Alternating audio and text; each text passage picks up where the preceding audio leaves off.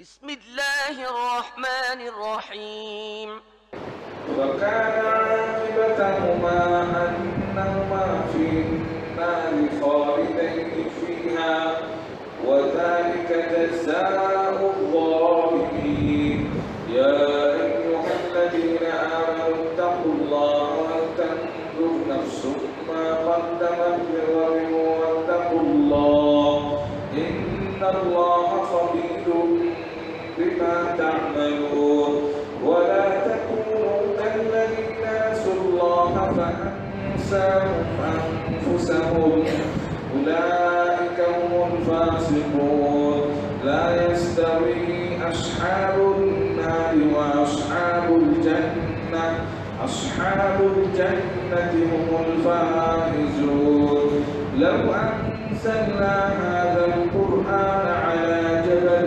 لرأيته خاشعا متصدعا من خشية الله وتلك الأمثال نضربها للناس لعلهم يتفكرون والله الذي لا إله إلا هو عالم الغيب والشهادة هو الرحمن الرحيم هو الله الذي لا إله إلا هو الملك القدوس السلام المؤمن المهيمن العزيز الجبار المتكبر سبحان الله عما يشركون والله الخالق البارئ المصور له الأسماء الحسنى يسبح له ما في السماوات والأرض وهو العزيز الحكيم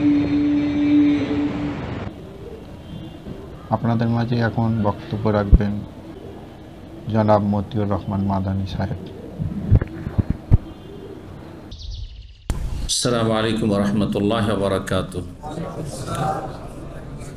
ইন্নাল হামদুলিল্লাহ নাহমাদুহু ওয়া নাস্তাঈনুহু ওয়া নাস্তাগফিরুহু ওয়া নাউযু বিল্লাহি মিন শুরুরি আনফুসিনা ওয়া মিন সাইয়্যাতি আমালিনা মান ইয়াহদিহিল্লাহু ফালা মুদিল্লা লাহু ওয়া মান ইউদ্লিল ফালা হাদিয়া লাহু ওয়া আশহাদু আল লা ইলাহা ইল্লাল্লাহু ওয়াহদাহু লা শারীকা লাহু ওয়া আশহাদু আন্না মুহাম্মাদান আবদুহু ওয়া রাসূলুহু সাল্লাল্লাহু তাআলা আলাইহি ওয়া আলা আলিহি ওয়া সাহবিহি ওয়া সাল্লামা তাসলিমান কাসীরা আম্মা বা'দ फ़क़द क़ाल इमामुल बुख़ारी रहमहुल्लाहु ताला बाबु ज़िक्रिल मलाइकति सलावतुल्लाहि अलैहिम वक़ाल अनस रज़ियल्लाहु ताला अन्हु क़ाल अब्दुल्लाह बिन सलाम रज़ियल्लाहु ताला अन्हु लिन्नबी सल्लल्लाहु अलैहि वसल्लम इन्ना जिब्रील अलैहिस्सलाम अदुव्वुल यहूद मिनल मलाइका वक़ाल इब्न अब्बास रज़ियल्लाहु ताला अन्हुमा लनहनु साफ़ुन अल मलाइका।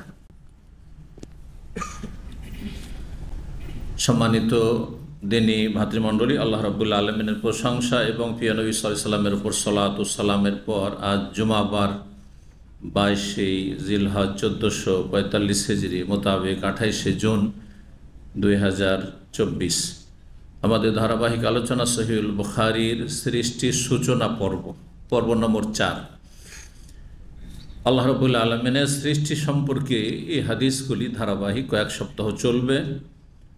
আজকে এই পর্বের আমাদের পর্ব নম্বর 4 ইমাম বুখারী রাহিমাহুল্লাহর এই সৃষ্টির সূচনা পর্বের অধ্যায় নম্বর 6। আলোচনা হচ্ছে মালায়েকা সম্পর্কে। মালায়েকা ফেরেশতা, ফেরেশতা শব্দটি উর্দু ফার্সি থেকে বাংলায় গিয়েছে, কিন্তু আরবি হচ্ছে মালায়েকা জমা বহু বচন, ফেরেশতা গণ এক বচন হচ্ছে এক বচন কি মালাক। মালাক একটি ফেরেশতা, আর যদি মালিক পড়েন ওটাকে লামে কাসরা জের দিয়ে, তো মালিক মানে কি হবে? রাজা। মালিক মানে কিং, রাজা, বাদশাহ। ইন হাজা ইল্লা মালাকুন করিম। ইউসুফ আলাইহিস সালামের সৌন্দর্য দেখে তারা কি বলেছিল? এই তো সম্মানিত ফেরেশতা, এই তো মানুষ নয়। তার রূপ মানুষের সৌন্দর্যের ঊর্ধ্বে। তো মালাক মানে ফেরেশতা, মালাকের জমা হচ্ছে মালাইকা। মালাইকাতে আবার হামজা কী করে আসলো? মালাক মিম লাম কা, কিন্তু জমাতে গিয়ে বহু বচনে গিয়ে মালাইকা হামজা মাঝখান কোত্থেকে আসলো?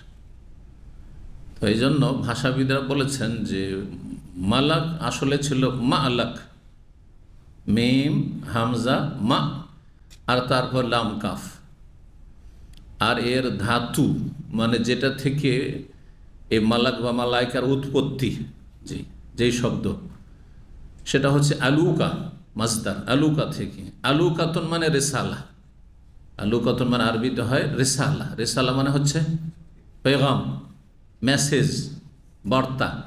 জি, তো আল্লাহ রাব্বুল আলামিনের মালাইকা আসমানের মেসেঞ্জার, তারা রসুল। এই জন্য মালাইকাকেও রসুল বলা হয়েছে। মানব জাতির রসুল হচ্ছেন নবী রসুলগণ, দূত, আর জমিনের মানব জাতির অর্থাৎ জমিনের রসুল হচ্ছেন আম্বিয়া রসুলগণ। জি, আদম আলাইহিস সালাম থেকে শুরু করে মুহাম্মদ সাল্লাল্লাহু আলাইহি ওয়াসাল্লাম পর্যন্ত তারা মানুষ, তাদের বাপ মা ছিল। জি, এবং তারা যে মানুষের বৈশিষ্ট্যগুলি সৃষ্টিগত সব ছিল। তারা বিবাহ শাদী করেছেন অথবা বিবাহ শাদীর প্রয়োজন তাদের ছিল, ইত্যাদি ইত্যাদি। তাদের মানুষের যেমন ক্লান্তি রয়েছে, সুখ দুঃখ রয়েছে, তাদেরও ছিল। আর যারা আসমানি দূত, আকাশের দূত, তারা হচ্ছেন মালাইকা, আলুকাতুন শব্দ থেকে। তাহলে এই হচ্ছে সম্পর্ক মালাইকার সাথে, তাদের দায়িত্বের বা তাদের কাজের। তারাও আসমানের আল্লাহর দূত। দূতের মাধ্যমে কি করা হয়? বিভিন্ন কাজ করানো হয়। বাংলাদেশের রাষ্ট্রদূত সারা পৃথিবীর বিভিন্ন দেশে আছে, তাদের মাধ্যমে বাংলাদেশের সেই দেশের সাথে লেনদেনগুলি হয়ে থাকে, তাই না? ফরেন মিনিস্ট্রির মাধ্যমে এই দূতের কাছে বার্তা যায় দেশের, সেটা হোক বন্ধুত্বের হোক, শত্রুতার হোক, সম্পর্ক ছিন্নতার হোক, সব কিছু কিসের মাধ্যমে? দূতাবাসের মাধ্যমে। তো আসমানি রসুল হচ্ছেন মালাইকাগণ, আলুকাতুন মানে রেসালা। তো মালাকুন ছিল, তারপরে সেটাকে কি করা হয়েছে?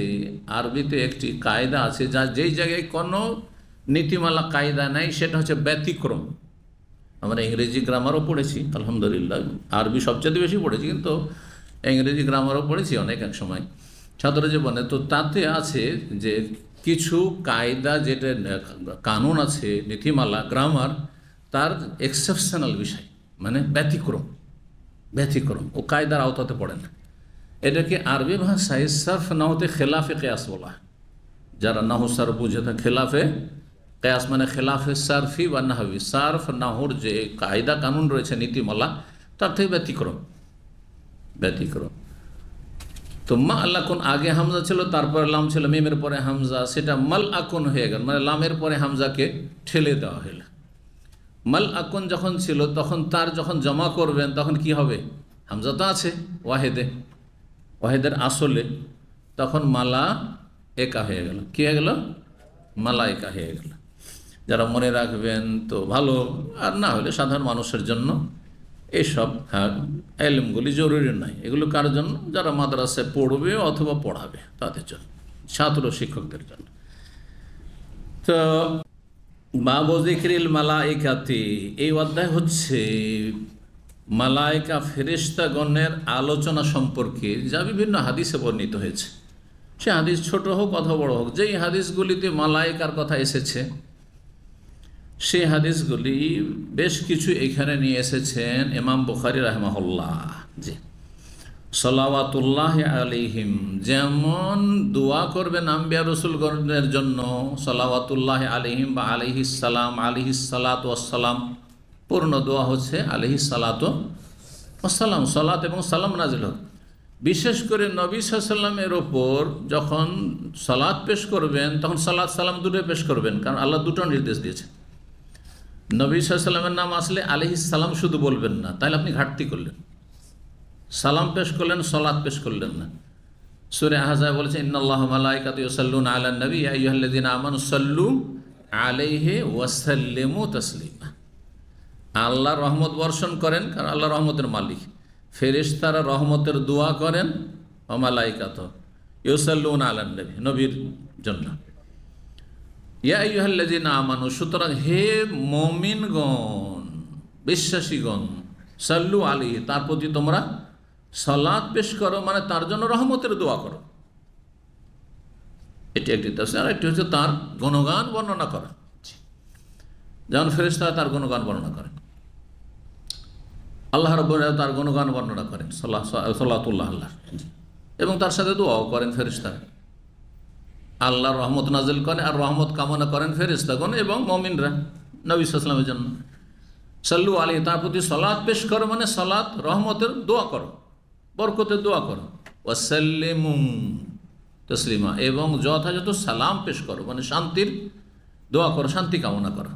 তাহলে সালাত এবং সালাম দুটো দায়িত্ব নবী সাল্লাল্লাহু আলাইহি ওয়াসাল্লামের হকের ক্ষেত্রে আমাদের, পক্ষান্তরে অন্য নবীদের ক্ষেত্রে প্রসিদ্ধ হচ্ছে আদম আলাইহিস সালাম, নূহ আলাইহিস সালাম, আলাইহিস সালাতু ওয়াস সালাম তো বলছেন না, যদিও জায়েজ, বরং ভালো যদি কেউ বলে সাল্লাল্লাহু আলাইহি সাল্লাম দুটোই বলে তাদের ক্ষেত্রে। কিন্তু এমনি প্রচলিত আরব হোক আর অনারব হোক, আলেম হোক অথবা সাধারণ লোক হোক, যারা জানে যে নবীর নাম আসলে কি বলতে হয়, সালাত সালাম দুটো বলতে হয় না, একটা সালাম। মূসা আলাইহিস সালাম, কেন সাধারণ লোকেরা কেউ কোনোদিন বলেছেন মূসা আলাইহিস সালাতু ওয়াস সালাম বলেছেন? ব্যতিক্রম, হাজার একজন হয়তো বলে, বা শতকরা একজনও নয় হয়তো, কিন্তু আলাইহিস সালামটা সবাই জানেন। কারণটা কি? কারণ হচ্ছে কোরআনে আরেকটি আয়াত রয়েছে, সুবহান রাব্বিকা রাব্বিল ইজ্জাতি আম্মা ইয়াসিফুন ওয়া সালামুন আলাল মুরসালিন ওয়ালহামদুলিল্লাহি রাব্বিল আলামিন। আল্লাহ বলছে সুবহান রাব্বিকা, হে নবী তোমার রবের পবিত্রতা ঘোষণা করো, মহিমা ঘোষণা করো। তোমার রব পাক ও পবিত্র সমস্ত দোষ ত্রুটি থেকে, ঘাটতি থেকে, অসম্পূর্ণতা থেকে। আমরা ত্রুটিযুক্ত, রব ত্রুটি মুক্ত সমস্ত ক্ষেত্রে। রব্বিল ইজ্জাতে, যিনি ইজ্জতের রব, যিনি সর্বজয়ী। ইজ্জত, ইজ্জত যার আছে সে মহাপরাক্রান্ত। জি, এখান থেকে আজিজ, ইজ্জত থেকে। আল্লাহ নাম আজিজ, তাকে কেউ দুর্বল করতে পারেন না, হারাতে পারেন না, কোনো ক্ষেত্রে তিনি অপারগ না। জি, আজিজ। এবং তিনি ইজ্জত দাতাও, যাকে চান আল্লাহ সম্মানিত করেন, যাকে চান লাঞ্ছিত করেন। ইজ্জত আল্লাহর হাতে, ওয়ালিল্লাহিল ইজ্জাতু ওয়া লিরাসূলিহি ওয়া লিল মুমিনিন। আম্মা ইয়াসিফুন, যা কিছু কাফের মুশরিকরা নবী আল্লাহ সম্পর্কে অন্যায় কথা, অবাস্তব কথা, মিথ্যা কথা বর্ণনা করে, সেগুলি থেকে আল্লাহ পাক পবিত্র, তার পবিত্রতা ঘোষণা করে। নাস্তিক আল্লাহর অস্তিত্ব অস্বীকার করে, মুশরিক, বহুত্ববাদী, মাজারি আর প্রতিমার পূজারী তারা আল্লাহর সাথে অংশীদারি স্থাপন করে। আল্লাহ সমস্ত কিছু চাইতে বাতিলপন্থী, আল্লাহর বিধানের ক্ষেত্রে খেয়াল খুশি মুরব্বীদের কথাকে দলিল মনে করে। আম্মা ইয়াসিফুন, সেগুলি থেকে আল্লাহ পাক পবিত্র, সে সমস্ত দোষ ত্রুটি থেকে আল্লাহ পাক পবিত্র, আল্লাহ দোষমুক্ত।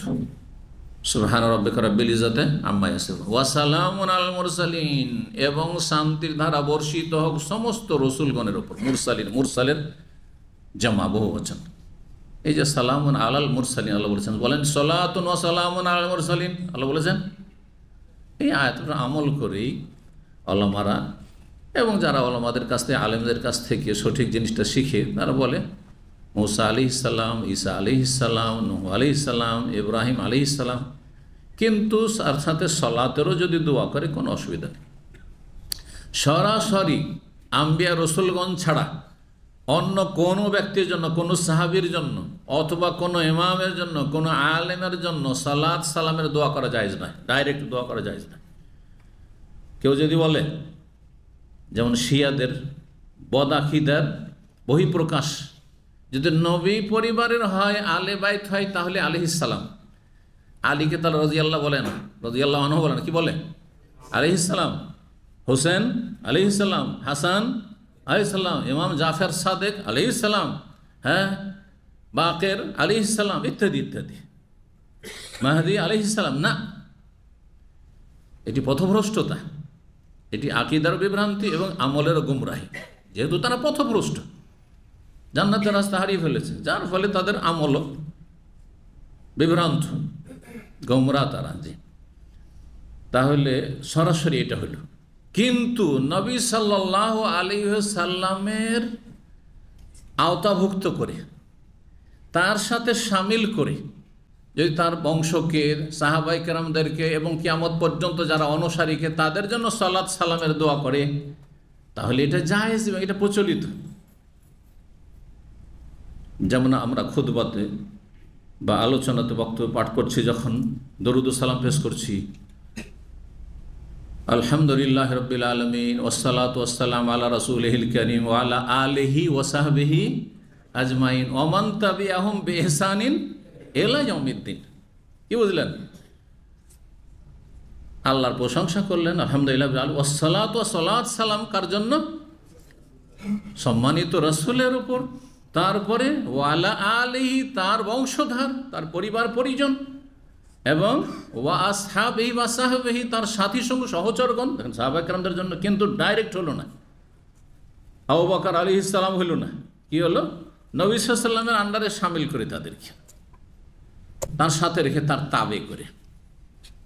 এমন কি আমাদেরকে যে কোনো মুমিন মুমিনাত কিয়ামত পর্যন্ত যারা আসবে, এখন আছে বা আগে ছিল, সবাইকে শামিল করা। ওমান তাবিআহুম, এবং যারা অনুসারী হবে তাদের অনুসারী হবে রাসূলুল্লাহ সাল্লাল্লাহু আলাইহি ওয়াসাল্লামের আলে বাইতের, সাহাবায়ে কেরামদের, জি, যারা আকিদা আমলে ইসলামের 1400 বছর আগে নবী সাল্লাল্লাহু আলাইহি ওয়াসাল্লাম আমলে যেই খাঁটি ইসলাম ছিল, সেই ইসলামের যারা অনুসারী, তারা সাহাবায়ে কেরামদের অনুসারী, ঠিক কিনা? তাদের ওপরও সালাত সালাম হোক ইলা ইয়াউমিদ্দিন, কিয়ামত পর্যন্ত। বলছেন না? বলছেন না? তাহলে সালাত সালামের দোয়া কিন্তু আমাদের জন্য জায়েজ, কিন্তু ডাইরেক্ট নয়, ইনডাইরেক্ট, প্রত্যক্ষভাবে নয়, পরোক্ষভাবে। কি পরোক্ষভাবে? নবী সাল্লাল্লাহু আলাইহি ওয়াসাল্লামের উপর পেশ করলাম, আর তারপরে তার সাথে আমরা মোমেন মোমেনাতকে শামিল করলাম, সাহাবায়ে কেরাম শামিল হলো। মোমেন মোমেনাত যদি সাধারণ মানুষ শামিল হয়, তাহলে তার আগে আলেম ওলামা নেক লোকেরা, আল্লাহ নেক বান্দা, তারা শামিল, মুত্তাকি ওয়াজগাররা শামিল। জি, এইভাবে আশা করি বিষয়টি বুঝেছেন। ফেরেশতাদের ক্ষেত্রেও যেহেতু তারাও আল্লাহর দূত রসুল, সুতরাং তাদের ক্ষেত্রেও জিবরাইল, কি বলেন আপনারা, আলাইহি সালাম, যেমন অন্য নবীদের ক্ষেত্রে আলাইহিস সালাম, তেমনি আলাইহিস সালাম। মিকাইল আলাইহিস সালাম, ইসরাফিল আলাইহিস সালাম। জি হ্যাঁ, বলছেন, এটা প্রচলিত, আমরা বাংলা ভাষীরা বুঝছি। কিন্তু যখন ফেরেশতা বলছি তখন কিন্তু আলাইহিমুস সালাম বলছি না। আম্বিয়া আসলো বহু বচন, তখন আলাইহিমুস সালাম বলছেন। তাহলে ফেরেশতা কোন? আলাইহিমুস সালাম বলতে হবে না? কিন্তু আমরা না জানার কারণে সাধারণ লোকের বলি না, কিন্তু আমরা ঠিকই বলি। আলেমরা যারা জানে তারা ঠিক বলি, জাল মালাইকা আলাইহিমুস সালাম। আচ্ছা, আলাইহিমুস সালাম এটা হচ্ছে আসল, যেমন নবীদের ক্ষেত্রে শুধু সালাম। কিন্তু কেউ যদি ফেরেশতাদের ক্ষেত্রে বলে জিবরাইল আলাইহিস সালাতু ওয়াস সালাম, তো জায়েজ। যেমন মূসা আলাইহিস সালাতু ওয়াস সালাম, ইব্রাহিম আলাইহিস সালাতু ওয়াস সালাম, ঈসা আলাইহিস সালাতু ওয়াস সালাম। বুঝতে পেরেছেন? আশা করি বিষয়টি স্পষ্ট হয়েছে। এই গুরুত্বপূর্ণ বিষয়, এই বিষয়গুলো অনেকে জানেও না। এলো কথাটি বললো, যখন মনে এলো, দেখলো প্রচলিত, সবাই বলে তো আমি বলে দিলাম, আর বলে না তো বললাম না। হ্যাঁ, মালাকুল মত বলছেন, কিন্তু আলাইহিস সালাম তো বলছেন না। জিবরাইলের বেলা তো বলছেন আলাইহিস সালাম, কিন্তু আমাদের দেশের মানুষ মালাকুল মত আলাইহিস সালাম বলছেন না। তাহলে কি আপনি দুশমন মনে করেন যে আমাদের জান কবুজ করছে, মানে দয়া মায়া নেই, সেই জন্য আলাইহিস সালাম নয় নাকি? না, প্রচলন নেই সেজন্য। তাহলে আমরা কিন্তু ইসলাম পালন করছি পরম্পরা, মানে গতানুগতিক না, গতানুগতিক না, এলেমের ভিত্তিতে শিখবো, সঠিকটা আমল করবো। যেমন জিবরাইল আলাইহিস সালাম বলবো, মিকাইল আলাইহিস সালাম বলবো, হ্যাঁ, ইসরাফিল আলাইহিস সালাম বলবো, তেমন মালাকুল মত আলাইহিস সালাম। আবার আজরাইল বলবো না, এটা বেদাতীদের ভাষা। কোনো আয়াতও নেই, আর কোনো হাদিসও নেই, কোনো আয়াত কোনো হাদিসও নেই। বাইবেল আছে তো বাইবেলের কথা বলবেন নাকি আপনি? বুঝতে পারছেন? আচ্ছা, এখন তাহলে ফেরেশতাদের আলোচনা যখন আসলো, তো আর একটি কথা বলি। জিবরাইল এই নামটি কোরআনে আছে না হাদিসে আছে? কোরআনে আছে, হাদিসে আছে। মানে কোরআনে আছে কি না এটা জিজ্ঞাসা উদ্দেশ্য, হাদিসে তো আছে। জিবরাইল নাম তাহলে কোরআন কারীমে আছে। জি। মিকাইল কোরআনে আছে? আছে। ইসরাফিল কে বললো আছে? যারা বললো হাত তুলবে। ওই যে ঢিল ছুড়ে দিলেন। আমের সিজন, আমরা তো আমের দেশের লোক, তো মালদাহর লোক, মালদাই আম তো বুঝেন, তাই না? মালদহের নামে সব জায়গার আম বিক্রি হয়, হ্যাঁ, চাপাই রাজশাহীর নামে সব বিক্রি হচ্ছে আজকাল, ফজলি আমের নামে। তো আমরা আম পড়তাম কী হবে, ঢেল মারতে আছি, পড়লো না হলে গেল, 2-4-5টা মিস গেল, একটাতে পড়ে গেল। তো ওই রকম ঢেল ছোড়া আপনাদের হচ্ছে এলেম না। না, ইসরাফিল আলাইহিস সালামের নাম হাদিসে আছে, কোরআনে নেই, যিনি সিংহায় ফুঁক দেওয়ার জন্য একটা কাজে রেডি আছে, সুবহানাল্লাহ, রেডি আছে, কখন যে হুকুম হয়ে যায় 1 সেকেন্ড যেন দেরি না, ধরে আছেন একবার প্রস্তুত হয়ে, সুবহানাল্লাহ, হাদিসে রয়েছে কথা। তারপরে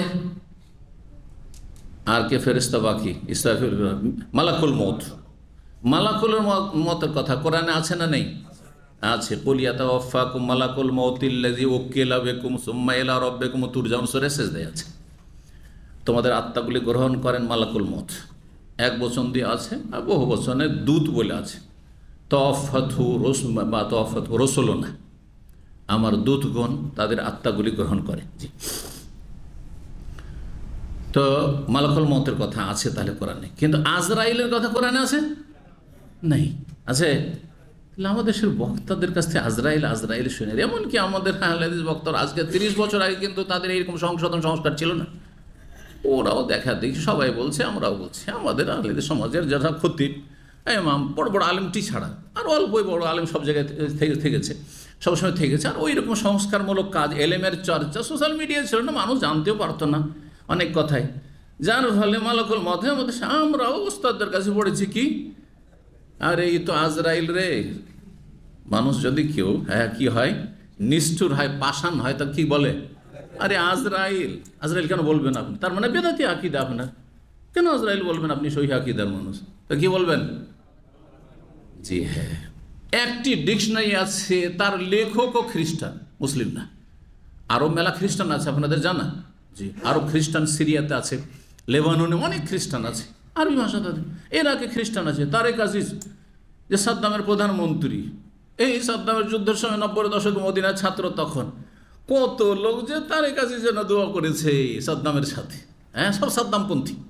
মুসলিম 99% সাদ্দামপন্থী আমাদের ইন্ডিয়া বাংলাদেশের ওই সময় ছিল। কিন্তু কত যে সাদ্দাম নাম সেই সময় হয়েছে, মেলা সাদ্দাম কিন্তু ওই যুগে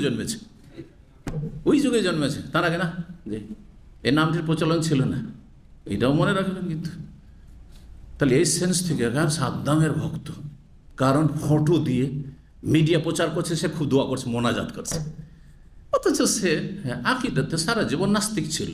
শেষখানে জেলে হতে পারে তওবা করেছে, ভালোটাই আশা রাখি আর এটাই আশা রাখি। বোঝা গেছে? আল্লাহ শিরক কুফরি করে কেউ নাস্তিকও যদি শেষখানে মরার আগে তওবা করে নেয়, মালাকুল মউত আসার আগে, আল্লাহ গফুর, আল্লাহ মাফ করতে পারেনি। কিন্তু সারা জীবন সে নাস্তিক ছিল। বাস পার্টি হচ্ছে কমিউনিস্ট পার্টি, আর কমিউনিস্টের আকীদা হচ্ছে নাস্তিকতা, আল্লাহ পরকালে বিশ্বাসী না তারা। বোঝা গেছে? আচ্ছা, ও তো গেল না হয়, তারপরে জন্মসূত্রে মুসলিম সাদ্দাম, কিন্তু তারেক আজিজ জন্মসূত্রে পাকা খ্রিস্টান, তার ডান হাত হচ্ছে খ্রিস্টান। তো যেই দেশে ডান হাত খ্রিস্টান থাকবে মুসলিম দেশ, সেই দেশের দুর্দশার কি সীমা থাকবে? চিন্তা করুন তো।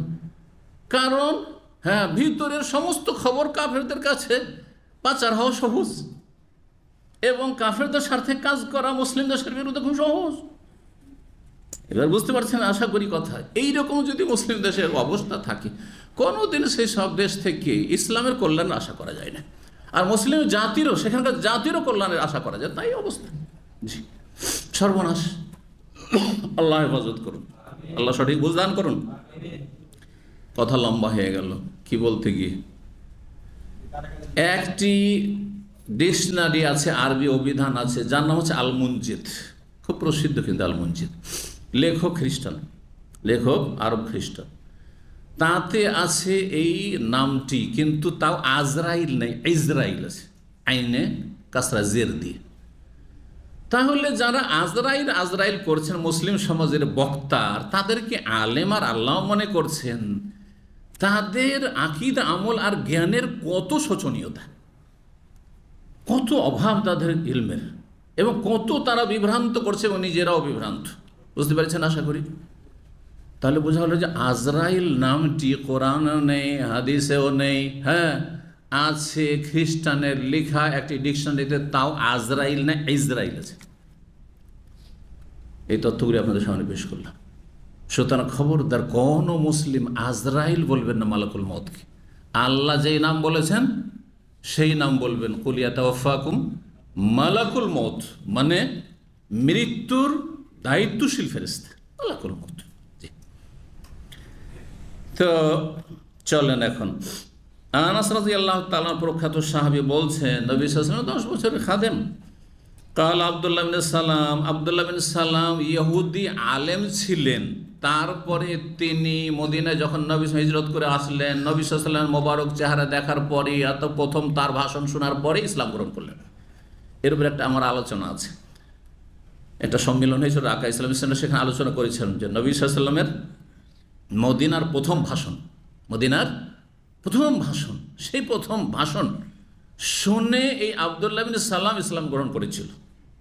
প্রথম দেখার কৌতূহল, সবাই দেখতে আসছে, মুসলিম কাফের সবাই দেখতে আসছে মুহাম্মদ সাল্লাল্লাহু আলাইহি ওয়াসাল্লামকে। আরে যার নাম শুনেছি, দেখি, করে না, যাকে শুনেছি কিন্তু দেখিনি, যদি দেশে আসে, এলাকায় আসে, ছুটে যায় দেখার জন্য। মানুষের এটা হচ্ছে অভ্যাস বা মানুষের মনের চাহিদা, কৌতূহল। সবাই দেখতে গেছে। আব্দুল্লাহ বিন সালাম ইহুদিদের বড় আলেম। ইহুদিরা কিন্তু হাতে গোনা কয়েকজন মুসলমান হয়েছে। আল্লাহ এই জাতিকে এত মাগজুব আলাইহিম করেছেন, সূরা ফাতিহাতে আল্লাহ বলেই দিয়েছেন, অভিশপ্ত, আল্লাহর গজব প্রাপ্ত, যে এদের হাতে গোনা লোক মুসলমান হয়েছে। হয় না?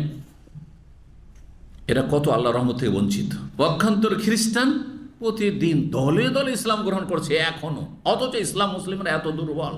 তাহলে ইসলাম মুসলিম যদি শক্তিশালী হইতো, তাহলে কত দলে দলে অমুসলিমরা ইসলাম গ্রহণ করতো। চিন্তা করুন, আজ সবচেয়ে বেশি ইসলাম গ্রহণ করছে ইউরোপ, আমেরিকা, কানাডা, পশ্চিমা দেশগুলিতে। জি, এবং পশ্চিমাদের যারা অনুসারী সংস্কৃতি সভ্যতায়, যেমন ফিলিপাইন, যেমন অস্ট্রেলিয়া, যেমন নিউজিল্যান্ড, এইসব দেশে সবচেয়ে বেশি ইসলাম গ্রহণ করছে। মুশরিকরাও, পৌত্তলিকরাও ইসলাম গ্রহণ করেছে, অনেক ইসলাম গ্রহণ করেছে, কিন্তু ইহুদিরা হচ্ছে বদনসিব, হতভাগা, গায়রিল মাগদুবে আলাইহিম। আল্লাহ আশ্রয় কামনা করতে বলেছেন যে ইহুদিদের দলভুক্ত যেন আল্লাহ না হয়ে যায়, গজব প্রাপ্ত না হয়ে যায়। মাগজুব আলাইহিমের তফসিরই হচ্ছে ইহুদি, আর দল্লিনা তফসির হচ্ছে খ্রিস্টান। আল্লাহ এই দুটো পথভ্রষ্ট দলের অন্তর্ভুক্ত শামিল আমাকে করিও না। একজন মানুষ প্রতি রাকাতে, দিনে কত রাকাত নামাজ পড়ছেন একজন মুসল্লি? কমপক্ষে 17 রাকাত তো পড়তে হয় মুসলিম থাকার জন্য। 17 বার দোয়া করছেন, 12 রাকাত আরো সুন্নত পড়ছেন, 17 12 কত হয়ে গেল? 29 হয়ে গেল। 11 রাকাত তাহাজ্জুদ পড়ছেন, যদি তাহাজ্জুদ পড়ে কত হয়ে গেল? 40। নবী সাল্লাল্লাহু আলাইহি ওয়াসাল্লাম নিয়মিত 40 রাকাত নামাজ পড়েছেন, 40 রাকাত নামাজ পড়েছেন। এর বেশি নবী সাল্লাল্লাহু আলাইহি ওয়াসাল্লাম নিয়মিত নামাজ পড়েছেন, যেমন হানাফি সমাজে এশার নামাজই 17 রাকাত। কোনো প্রমাণ নেই। নফল কেন আপনি নির্ধারণ করবেন? নফলের কোনো পরিমাণ আছে? এর সাথে 17 কারণ নির্ধারণ করবেন, 7 নির্ধারণ করবেন, আর বাকি 100 পড়ো, সারা রাত পড়তে থাকো। কে নিষেধ করছে তোমাকে? কিন্তু বোঝা কেন চাপিয়ে দিবেন যে 17 হচ্ছে কত কিসে এশায়, মাগরিবে কত? 5 কোথায় আছে? হ্যাঁ, 5টা সহি, 3 রাকাত ফরজ আর 2 রাকাত সুন্নাত। কিন্তু হানাফি মাযহাবে কি আছে? 7। কারণ আপনারা বেশি ঘরের খবর রাখেন। আমি তো আবার হানাফি নয়, সব খবর রাখি না, শুনে খবর রাখি। আমি সুন্নি মুসলমান বুঝেন? মানে হানাফিদের রোগগুলি আপনাদের কাছ থেকে শুনে অথবা কখনো দেখে শুনে বয়ান করছি, কিন্তু আপনারা ভুক্তভোগী। কিন্তু সারা জীবন এর সাথে 17 পড়ে এসছেন, আর মাগরিবে 7 পড়ে এসছেন। আমি 5-এর বেশি মাগরিবে কখনো পড়িনি। বোঝা গেছে এবার? জি। তো কি বলছিলাম, আপনি 7 কেন বলবেন? 3 ফরজ আর 2 হচ্ছে সুন্নাতে নাতিবা বলেন, বা সেটি বলেন, আর বাকি বলছেন না 7 কেন বলবেন? নবী সাল্লাল্লাহু আলাইহি ওয়াসাল্লাম 7 নির্ধারণ করেনি। আপনি পড়বেন, মাগরিবে পড়তেই থাকেন, আপনি 50 পড়েন, 2 পড়েন, সালাম ফিরেন, কোন কাজ নাই কাম নাই, তো নেকির কাজ করেন। বোঝা গেছে না? কোনো নিষেধ নাই, কিন্তু পরিমাণ নির্ধারণের অধিকার আপনার আমার নেই যদি নবী সাল্লাল্লাহু আলাইহি ওয়াসাল্লাম পরিমাণ নির্ধারণ না করি। কথাটা, ফর্মুলাটা মনে রাখেন। কোনো মানা নেই, আপনি সারা রাত 100 200 300 পড়েন না কেন? যেমন কিছু এই ওদের সম্পর্কে, মনীষীদের সম্পর্কে শোনা যায় তারা রাতে 100 পড়তেন, তো কেউ 300 পড়তেন, 200 পড়তেন। হ্যাঁ, কিন্তু নবী সাল্লাল্লাহু আলাইহি ওয়াসাল্লাম 100 পড়েছেন কোনো রাতে, 200 পড়েছেন বা 50 পড়েছেন, কোনো হদিস পাবেন না হাদিসে। নবী সাল্লাল্লাহু আলাইহি ওয়াসাল্লাম আমল ছিল দিনে রাতে দৈনিক। জাদুল মাদ, সংক্ষিপ্ত জাদুল মাদের ধারাবাহিক আলোচনাতে আমি এই প্রসঙ্গে আলোচনা করেছি কি, যে নবী সাল্লাল্লাহু আলাইহি ওয়াসাল্লামের দৈনন্দিন সালাতের সংখ্যা ছিল সাধারণত 40। যেদিন সালাতুদ দোহা চাষ পড়তেন সেদিন বেশি হইতে, হয়তো তাহাজ্জুদও পড়ে সালাতুদ দোহা পড়ে তখন বেশি হইতো, কিন্তু সালাতুদ দোহা কন্টিনিউ পড়তেন না নবী সাল্লাল্লাহু আলাইহি ওয়াসাল্লাম। যদি কেউ পড়লে জায়েজ, আবার কেউ বলছেন না কন্টিনিউ পড়া ঠিক না, বড় ইখতিলাফি মাসলা, কিন্তু পড়লে জায়েজ আছে। জি, তো যাই হোক, বলছিলাম আব্দুল্লাহ বিন সালাম রাদিয়াল্লাহু তাআলা আনহু ইহুদিদের বড় আলেম ছিলেন। নবী সাল্লাল্লাহু আলাইহি সাল্লামকে বললেন ওই দিনে, যেদিন ইসলাম গ্রহণ করলেন, নবী সাল্লাল্লাহু আলাইহি সাল্লামের সম্পর্কে যে তাওরাত ইনজিলে ভবিষ্যৎবাণীগুলি রয়েছে সেগুলি যখন একেবারে মিলে যাচ্ছে, কারণ জ্ঞানী তো, আলেম তো, সব মিলে যাচ্ছে, যে আমাদের কিতাবে যা আছে নবী সাল্লাল্লাহু আলাইহি সাল্লাম সম্পর্কে সব তো দেখতে পাচ্ছি চোখের সামনে, তো আমি কেন বিশ্বাস করবো না? আল্লাহ হেদায়েত নসিব করবে। যদি অন্ধ হয়ে যেত, আত্ম অহংকারে লিপ্ত হইতো, যেমন বেদাতি মোল্লাদের অবস্থা, আরে এর কথা কেন শুনবো, এই জালমাদানি এর কথা কেন শুনবো, এই নিজেও গুমরাহ আর বহু লোককে গুমরাহ করে দিল না, এইরকম যদি বদনসিব হইতো ইবনে সালাম, তাহলে ইসলাম কবুল করতো না। কেন এর কাছে ছোট হবে ইসলাম গ্রহণ করব না? ওইটা করেনি।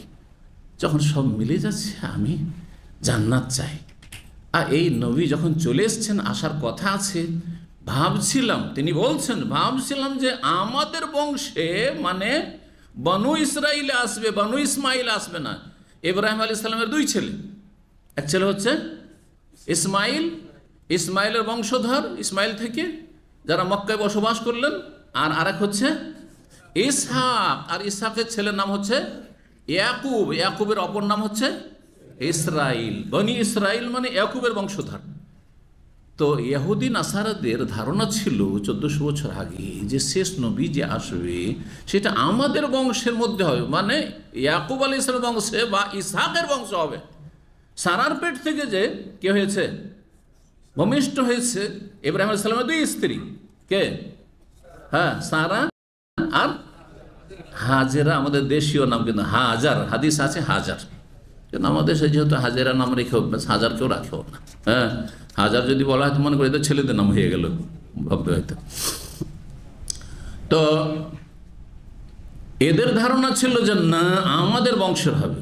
আর মানুষের বংশের গর্বটা, এটা মানুষের একটা বদ স্বভাব আছে, বংশের গর্ব করা অধিকাংশ মানুষের স্বভাব আছে। আপনার বংশদের চৌধুরী হয়, ভূঁইয়া হয়, জমিদার হয়, হ্যাঁ, তাহলে কোথায় জমিদারি চলে গেছে, এখন ভিটে মাটি ছাড়া কিছু নেই। তারপর আমরা কি বংশ? হ্যাঁ, জমিদার বংশ, আমরা চৌধুরী বংশ, তা আমরা বিশ্বাস বংশ, হ্যাঁ, আমরা তালুকদার বংশ, এইসব। হ্যাঁ, এরা হচ্ছে আমাদের প্রজা। সিলেটের এক ভাই ছিল, সে বলছে যে আমাদের সে বিয়ে শাদী হলে আমরা হচ্ছি চৌধুরী, যেহেতু আমরা জমিদার বংশ, পরম্পরা জানছি গ্রামের লোকেরা, এলাকার লোকেরা, আর আমাদের প্রজা যারা আছে এখনো বিয়ে শাদীতে আসলে চেয়ার খালি আছে, তারপরও তারা চেয়ারে বসবে না, নিচে বসবে। সুবহানাল্লাহ, মাটিতে বসবে। কারণ তারা জানে যে আমরা যদি চেয়ারে বসে যাই এই জমিদারদের সামনে, যে জমিদাররা আমাদের খাইয়ে দাইয়ে আমাদের বাপদাদা পূর্বপুরুষদেরকে 200 বছর আগে, হ্যাঁ, ইংরেজ আমলে বা তার আগে আমাদেরকে উপকার করেছে, তাদের সামনে আমাদের চেয়ারে বসার অধিকার নেই। একেবারে হিন্দু ধর্মের মতো, হিন্দু ধর্মের ব্রাহ্মণদের সামনে শূদ্রদেরকে কি করতে হবে? নিচে বসতে হবে। হ্যাঁ, পুজো দিও, বাইরে থেকে মন্দিরে ঢুকবে না। সেটাই কেন? এগুলো জাহেলিয়াত, এগুলো জাহেলিয়াত, এগুলো ইসলাম পরিপন্থী বিষয় না। মানুষ ইমান এবং তাকওয়ার ভিত্তিতে সম্মানিত হয়। যার যত বেশি এলেম আছে, আমল আছে, তাকওয়া আছে, সে তত বেশি সম্মান রাখে। আমার চাইতে বড় আলেম যদি কেউ চলে আসে, আর সে যদি আপনার প্রজা যাদেরকে বলা হচ্ছে অথবা যাদেরকে শূদ্র বলা হচ্ছে, দমচামার বলা হচ্ছে, তার সন্তান যদি নিউ মুসলিম হয়, সে তার জন্য আমি স্টেজ ছেড়ে দিয়ে আমি নিচে বসবো। একটি চেয়ার আছে ধরে, তা আমি নিচে বসবো, কারণ সে আমার চাইতে সিনিয়র। ইন্না আকরামাকুম ইনদাল্লাহি আতকাকুম, তোমাদের মধ্যে সম্মানিত সে তত বেশি যে যত বেশি আতকা, আল্লাহ ভীরু। আল্লাহর ভয়ে গুনাহ থেকে যে যত বেশি বাঁচে, আল্লাহর ভয়ে ভালো কাজ ভালো কথা যে যত বেশি বলে আর ভালো আমল করে, সে তত বেশি সিনিয়র। জি, আল্লাহ বুঝার তৌফিক দান করেন। যাই হোক, আব্দুল্লাহ বিন সালাম নবী সাল্লাল্লাহু বললেন ফেরেশতাদের সম্পর্কে, যে ফেরেশতাদের কথা যখন আসলো, নবী সাল্লাল্লাহু বললেন আমার কাছে ওহী নিয়ে আসে কে? জিবরাইল আলাইহিস সালাম। জিবরাইলের নামের দুটো উচ্চারণ রয়েছে, জানেন না? জানেন না?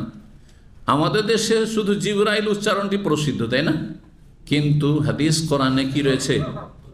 জিবরিল। কি রয়েছে? যে মান কানা আদুওয়ান লিল্লাহি ওয়া মালায়েকাতিহি, হ্যাঁ, ওয়া জিবরিলা ওয়া মিকালা, জিবরাইল আর মিকাইল। তো এখানে জিবরাইল নাই, কি আছে? জিবরিলা মিকালা। প্রসিদ্ধ কেরাত যে আমাদের কাছে হাফস আসেম থেকে, এটা হচ্ছে এশিয়া মহাদেশে, আরব এবং ভারত বাংলাদেশে প্রসিদ্ধ কেরাত। জি, আর বাকি ধরেন পশ্চিমা দেশগুলি, যে আফ্রিকার দেশে অন্য কেরাত কিন্তু প্রসিদ্ধ, ওরা এই আমাদের কেরাতকে তেলাওয়াত করে না। আপনি যদি কোনো আফ্রিকার দেশে চলে যান, অথবা ধরেন মরক্কো চলে যান, আপনি চলে যান আলজেরিয়া চলে যান, তিউনিসিয়া চলে যান, মরিটানিয়া চলে যান, তো সেখানে অন্য কেরাত রয়েছে, অন্য কেরাত প্রসিদ্ধ। সেখানে জিবরিলা ও মিকালা পড়বেন না, সেখানে পড়বে জিবরাইলা ও মিকাইলা, এই কেরাত রয়েছে। তো জিবরাইল বলছেন ইন্না জিবরিল আলাইহিস সালাম আদুউল ইয়াহুদ। জিবরাইল আলাইহিস সালামের যখন প্রসঙ্গ আসলো, তখন ইবনে সালাম রাদিয়াল্লাহু তাআলা আনহু মুসলমান হইলেন, বললেন ইয়া রাসূলুল্লাহ, জিবরাইল আলাইহিস সালামের কথা বলছেন আপনার কাছে, সে তো ইহুদিদের দুশমন, ইহুদিদের শত্রু। ইহুদিরা ফেরেশতাদের মধ্যে সবচেয়ে বেশি শত্রুতা রাখে কার সাথে? জিবরাইল আলাইহিস সালামের সাথে। মিকাইলের সাথে শত্রুতা নেই তাদের, ইসরাফিলের সাথে শত্রুতা নেই। শত্রুতা কার সাথে? জিবরাইলের সাথে। আর মানুষের মধ্যে যত রসুল আছে তার মধ্যে সবচেয়ে বেশি শত্রুতা রাখে কার বিরুদ্ধে? সবচেয়ে শ্রেষ্ঠ রসুল, হ্যাঁ, মানব জাতির মুহাম্মদ রাসূলুল্লাহ সাল্লাল্লাহু আলাইহি ওয়াসাল্লামের সাথে। তাহলে সবচেয়ে শ্রেষ্ঠ মানুষ রসুলের সাথে ইহুদিদের শত্রুতা, আর সবচেয়ে শ্রেষ্ঠ ফেরেশতা রসুল দূত জিবরাইল আলাইহিস সালামের সাথে ইহুদিদের শত্রুতা। দেখতে পাচ্ছেন কত হতভাগায়রা, কত মালামান অভিশপ্ত, কত মাগজুব গজব প্রাপ্ত। যে বোঝার চেষ্টা করুন, আল্লাহ রাব্বুল আলামিন যেন তাদের অনিষ্ট থেকে ইসলাম এবং মুসলিমদেরকে রক্ষা করুন। তো বলছেন যে সে তো ইহুদিদের দুশমন, মিনাল মালাক, ফেরেশতাদের মধ্য থেকে। ওয়াকাল ইবনে আব্বাস, আব্দুল্লাহ ইবনে আব্বাস রাদিয়াল্লাহু তাআলা আনহু হতে বর্ণিত সূরা সাফফাতের আয়াত 165 রয়েছে, ওয়া ইন্না লানাহনু সাফুন। ফেরেশতারা তাদের ভাষায় বলেছেন যে আমরা আল্লাহর সামনে সারিবদ্ধভাবে দণ্ডায়মান। সাফ মানে হচ্ছে, সাফ মানে কি? কাতার, লাইন। এই যে নামাজের লাইনকে কি বলা হচ্ছে? সফ। সফের বহুবচন সুফুফ। শুনছেন এখানকার ইমামদের কাছে, সাউ সুফুফাকুম, তোমাদের কাতারগুলি আতে মুসাফাল আউয়াল ফাল আউয়াল, আগের কাতার আগে পুরা কর, তারপরে পরে কাতার লাগাও। আতে মুসাফ আল আউয়াল ফাল আউয়াল, সাফের বহুবচন সুফুফ। তো সাফুন, আমরা সারিবদ্ধ আল্লাহর সামনে, তারা আল্লাহর আদেশ পালনের জন্য সারিবদ্ধ আল্লাহর সামনে দাঁড়িয়ে আছেন। আল্লাহর আরশের আজিমের চারপাশে যে অসংখ্য ফেরেশতা রয়েছেন, তারা সব সারিবদ্ধ প্রস্তুত হয়ে রয়েছেন। যেমন দেশের সেনাবাহিনী যখন অ্যালার্ট থাকে বা কোনো তাদের অনুষ্ঠান হয়, সারিবদ্ধভাবে সুসজ্জিত হয়ে প্রস্তুত, রেডি হয়ে রয়েছে। উদাহরণ দেওয়ার জন্য শুধু বললাম। তো এই সাফুন, সারিবদ্ধ কারা? বলছেন যে আল মালাইকা, ফেরেশতাগণ। 3207 নম্বর হাদিস। হাদিস বর্ণনা করছেন সাহাবী আনাস রাদিয়াল্লাহু তাআলা আনহু, মালিক বিন সাসা রাদিয়াল্লাহু তাআলা আনহু, মানে এক সাহাবী আর এক সাহাবী থেকে বর্ণনা করছেন। কখনো কখনো এমনটা হয়েছে, আর অধিকাংশ ক্ষেত্রে সাহাবী সরাসরি নবী সাল্লাল্লাহু আলাইহি ওয়াসাল্লাম থেকে বর্ণনা করছেন। অনেক কথা হয়তো নবী সাল্লাল্লাহু আলাইহি ওয়াসাল্লামের কাছে তিনি সরাসরি শোনেননি, কিন্তু আর এক সাহাবীর মাধ্যমে শুনেছেন, তখন এইভাবে বর্ণনা করেছেন। হাদিস হচ্ছে মেরাজের হাদিস। কিসের হাদিস? মেরাজের হাদিস। সময় লাগবে, খুব তাড়াতাড়ি আমি তর্জমা করার চেষ্টা করছি, কারণ আজকে ভূমিকাতে জরুরি যে কথাগুলি ছিল মালায়েকা সম্পর্কে, সেগুলি বলতে গিয়ে যথেষ্ট সময় হয়ে গেছে, আধা ঘন্টার বেশি হয়ে গেছে। তো এখন আমি মনোযোগী হয়ে শোনেন। আর মেরাজের হাদিস, মেরাজের আলোচনা আমাদের বিভিন্ন সময়ের আছে। এখন সংক্ষেপে হাদিসটা পেশ করছি, আল্লাহ তৌফিক দান করুন। قال النبي صلى الله عليه وسلم, নবী সাল্লাল্লাহু আলাইহি ওয়াসাল্লাম বলে, বাইনা আনা ইনদাল বাইতি, আমি একদিন কোনো এক সময়, মানে রাতে কোনো এক সময় বাইতুল্লাহর কাছে, মসজিদে হারামের কাছে ছিলাম। মসজিদে হারামের কাছে কোথায় ছিলেন? এখানে কথাটি একটু অস্পষ্ট। অন্য হাদিসে এটাকে একবার নির্দিষ্ট করা হয়েছে যে নবী সাল্লাল্লাহু আলাইহি ওয়াসাল্লাম সেই রাতে কোথায় ঘুমিয়েছিলেন? উম্মে হানি রাদিয়াল্লাহু তাআলা আনহা, যে আলী রাদিয়াল্লাহু তাআলা আনহুর বড় বোন এবং নবী সাল্লাল্লাহু আলাইহি ওয়াসাল্লামের বয়সে বড় চাচাতো বোন, তার বাড়িতে সেদিন মেরাজ কখন হয়েছে ইনি বড় ইখতিলাফ। আবার নবী সাল্লাল্লাহু আলাইহি ওয়াসাল্লামের নবুয়াত প্রাপ্তি হলো, নবী হলেন কত বছর বয়সে? 40 বছর বয়সে, ঠিক না? তো 40 বছর বয়সে নবী হলেন। তারপরে কেউ বলছেন 5 বছর পরে মেরাজ হয়েছে, কেউ বলছে 7 বছর 8 বছর পরে, কয়েকটি উক্তি রয়েছে এই ক্ষেত্রে। কেউ বলেছেন 10 বছর পরে, মানে 50 বছর বয়সে, কেউ তারও পরে বলেছেন, ইত্যাদি। তো বিভিন্ন মতগুলি রয়েছে। তার মধ্যে যেটা সবচেয়ে বেশি শক্তিশালী মত, সেটি হচ্ছে নবী সাল্লাল্লাহু আলাইহি ওয়াসাল্লামের নবুয়ত প্রাপ্তির প্রায় 10 বছর পরে, 50 বছর বয়সে কোথায় গেছেন? মেরাজে। যেই সময়টাই নবী সাল্লাল্লাহু আলাইহি ওয়াসাল্লাম 2জন আপনজন প্রিয়জনকে হারিয়েছিলেন, যেই 2জন সুখে দুঃখে সব সময় পাশে থাকতেন। যদিও একজনের ঈমান ইসলাম নসিব হয়েছিল, আর একজন হতভাগার ঈমান ইসলাম নসিব হয়নি, কিন্তু বড়ই হিতাকাঙ্ক্ষী ছিল। সে 2জনের নাম কে বলতে পারেন? একজন কে? আবু তালেব। আবু তালেব রাদিয়াল্লাহু বলিয়েন না, কারণ সে কাফের হয়ে মারা গেছে। চাচা হিতাকাঙ্ক্ষী, কিন্তু ইসলাম কবুল করেনি। সে কেন ইসলাম গ্রহণ করেছে? তাহলে সবসময় শত্রুতা সত্য গ্রহণে বাধা দেয় না। শত্রুতার কারণে তো সত্য গ্রহণে বাধা হয়, কিন্তু কখনো কখনো শত্রুতা না, খুব ভালোবাসেন। বাবা ভাতিজাকে বলছে, ভাইকে নাকে বলছে, বাবা তুমি আলেম হয়ে এসছো, খুব ভালো কথা। ছেলে বড় আলেম হয়ে এসছে, সই আকিদার, আর বাপ হচ্ছে সুফি বিদাতি দেওবন্দি অথবা বেরোলবি বাতুল্লিগি, অথবা ইখওয়ানি মাউদুদি পন্থী। সে বলছে, বাবা তোমার সব কথা নিব, কিন্তু ধর্মের কথা বলিও না। তুমি খুব ভালো, তুমি খুব ভালো মানুষ, ভালো ছেলে, আমার অনুগত ছেলে, আর তুমি খুব বড় আলেম হয়ে এসেছো, কিন্তু তোমার কথা, ধর্মীয় কথা মানতে পারছি না। এটা কিসের কারণে? অথচ হিতাকাঙ্ক্ষী, কোনো শত্রুতা করে না। বরং কেউ যদি কোনো কটু কথা বলে গ্রামের, তাহলে সেই বাপকে খুব কষ্ট হয়। এইরকম চরিত্রের ছিলেন কি আবু তালেব। তার মানে তার রোগটা কিসের ছিল? যে রোগে বাধা দিয়েছে। আমার একটি আলোচনা আছে গুরুত্বপূর্ণ, সত্য গ্রহণে বাধা। সত্য কথা মানুষ নিতে চায় না কেন? অনেকে নিতে চায় না। বেশ কিছু বাধা রয়েছে, 8-10টি বাধা রয়েছে। তার একটি বাধা হচ্ছে অন্ধত্ব। অন্ধ হয়ে যাও। না, বাপদাদা যেটা করেছে ওটা আমি ছাড়বো না, ওইটাই ঠিক। আমি কোনো কথা বুঝতে চাই না। কোনো মানুষকে বুঝাতে চাইছেন, আমি শুনবো না তোমার কথা, আমাকে বুঝাতে পারবে না তুমি, আগে বন্ধ করে দিয়েছি, বলবো না, বলবো না। মুষ্টি বেঁধে নিয়েছে, অন্তরের মুষ্টি বেঁধে নিয়েছে, দেমাগে কোনো কথা ঢুকে না। জি। আর একটি হচ্ছে বড়দের ভক্তি, অতি ভালোবাসা। হুব্বুশাইয়ে ইয়মি ওয়াইসিম, আরবিতে একটি প্রবাদ রয়েছে, কোনো কিছুর ভালোবাসা মানুষকে ইয়মি অন্ধ করে দেয়, ওয়াইসিম আর বধির করে দেয়, বহিরা করে দেয়। যাকে ভালোবাসেন, আমাকে খুব ভালোবাসেন, তাহলে এটা আমারই উদাহরণ দিই, খুব ভালোবাসেন একেবারে, যদি আমার ভুলও থাকে তবুও কি বলছেন, না এটা হইতেই পারে না, উনি যেটা বলেছে ওইটাই ঠিক, উনি যদি বলে থাকেন ওইটাই ঠিক। এটা একমাত্র রসুলের ক্ষেত্রে বলা যাবে, কারো ক্ষেত্রে বলা যাবে না। এখন কোরবানির ভাগার বিষয় আসলো, আর কাউকে খুব ভালোবাসেন আপনি, কোরবানির ভাগা সফরের মশলা চলবে না, ভাগটাক নেই, এটা অগতির গতি অথবা নেই, আর আপনি খুব ভালোবাসেন সেই মুরব্বীকে অথবা সেই হুজুরকে, যার ফলে আপনি এমন অন্ধ হয়ে গেছেন, কোরআন সুন্নাহ দিয়ে আপনাকে তো বুঝিয়ে দেওয়া হয়, তবুও বলছি না আমি আমার তরিকা ছাড়বো না, কারণ আমার হুজুরে কিবলা যিনি আছেন উনি আমার আলাল আইনে ওয়ার রাস, শির নত করে তার কথা আমি মেনে নিয়েছি, সামেনা ওয়া আতানা পড়ে নিয়েছি। এটা একমাত্র রাসূলুল্লাহর ক্ষেত্রে পড়তে হবে সাল্লাল্লাহু আলাইহি ওয়াসাল্লাম। কথা বোঝা গেছে? না, মানুষ যখন অন্ধভক্ত হয়ে যায়, বাবার অন্ধভক্ত আব্দুল মুতালেব, বাবারে মরণের সময় বলছে আবু তালেব, বাবা তুই তো খুব বললি, আর খুব দরদি তুই ছেলে, আর খুব ভালো মানুষ, কিন্তু তোর কথা রাখতে পারছি না। হো আলা মিল্লাতে আব্দুল মুত্তালিব, আমার বাবার তরিকাটা আমি ছাড়তে পারছি না।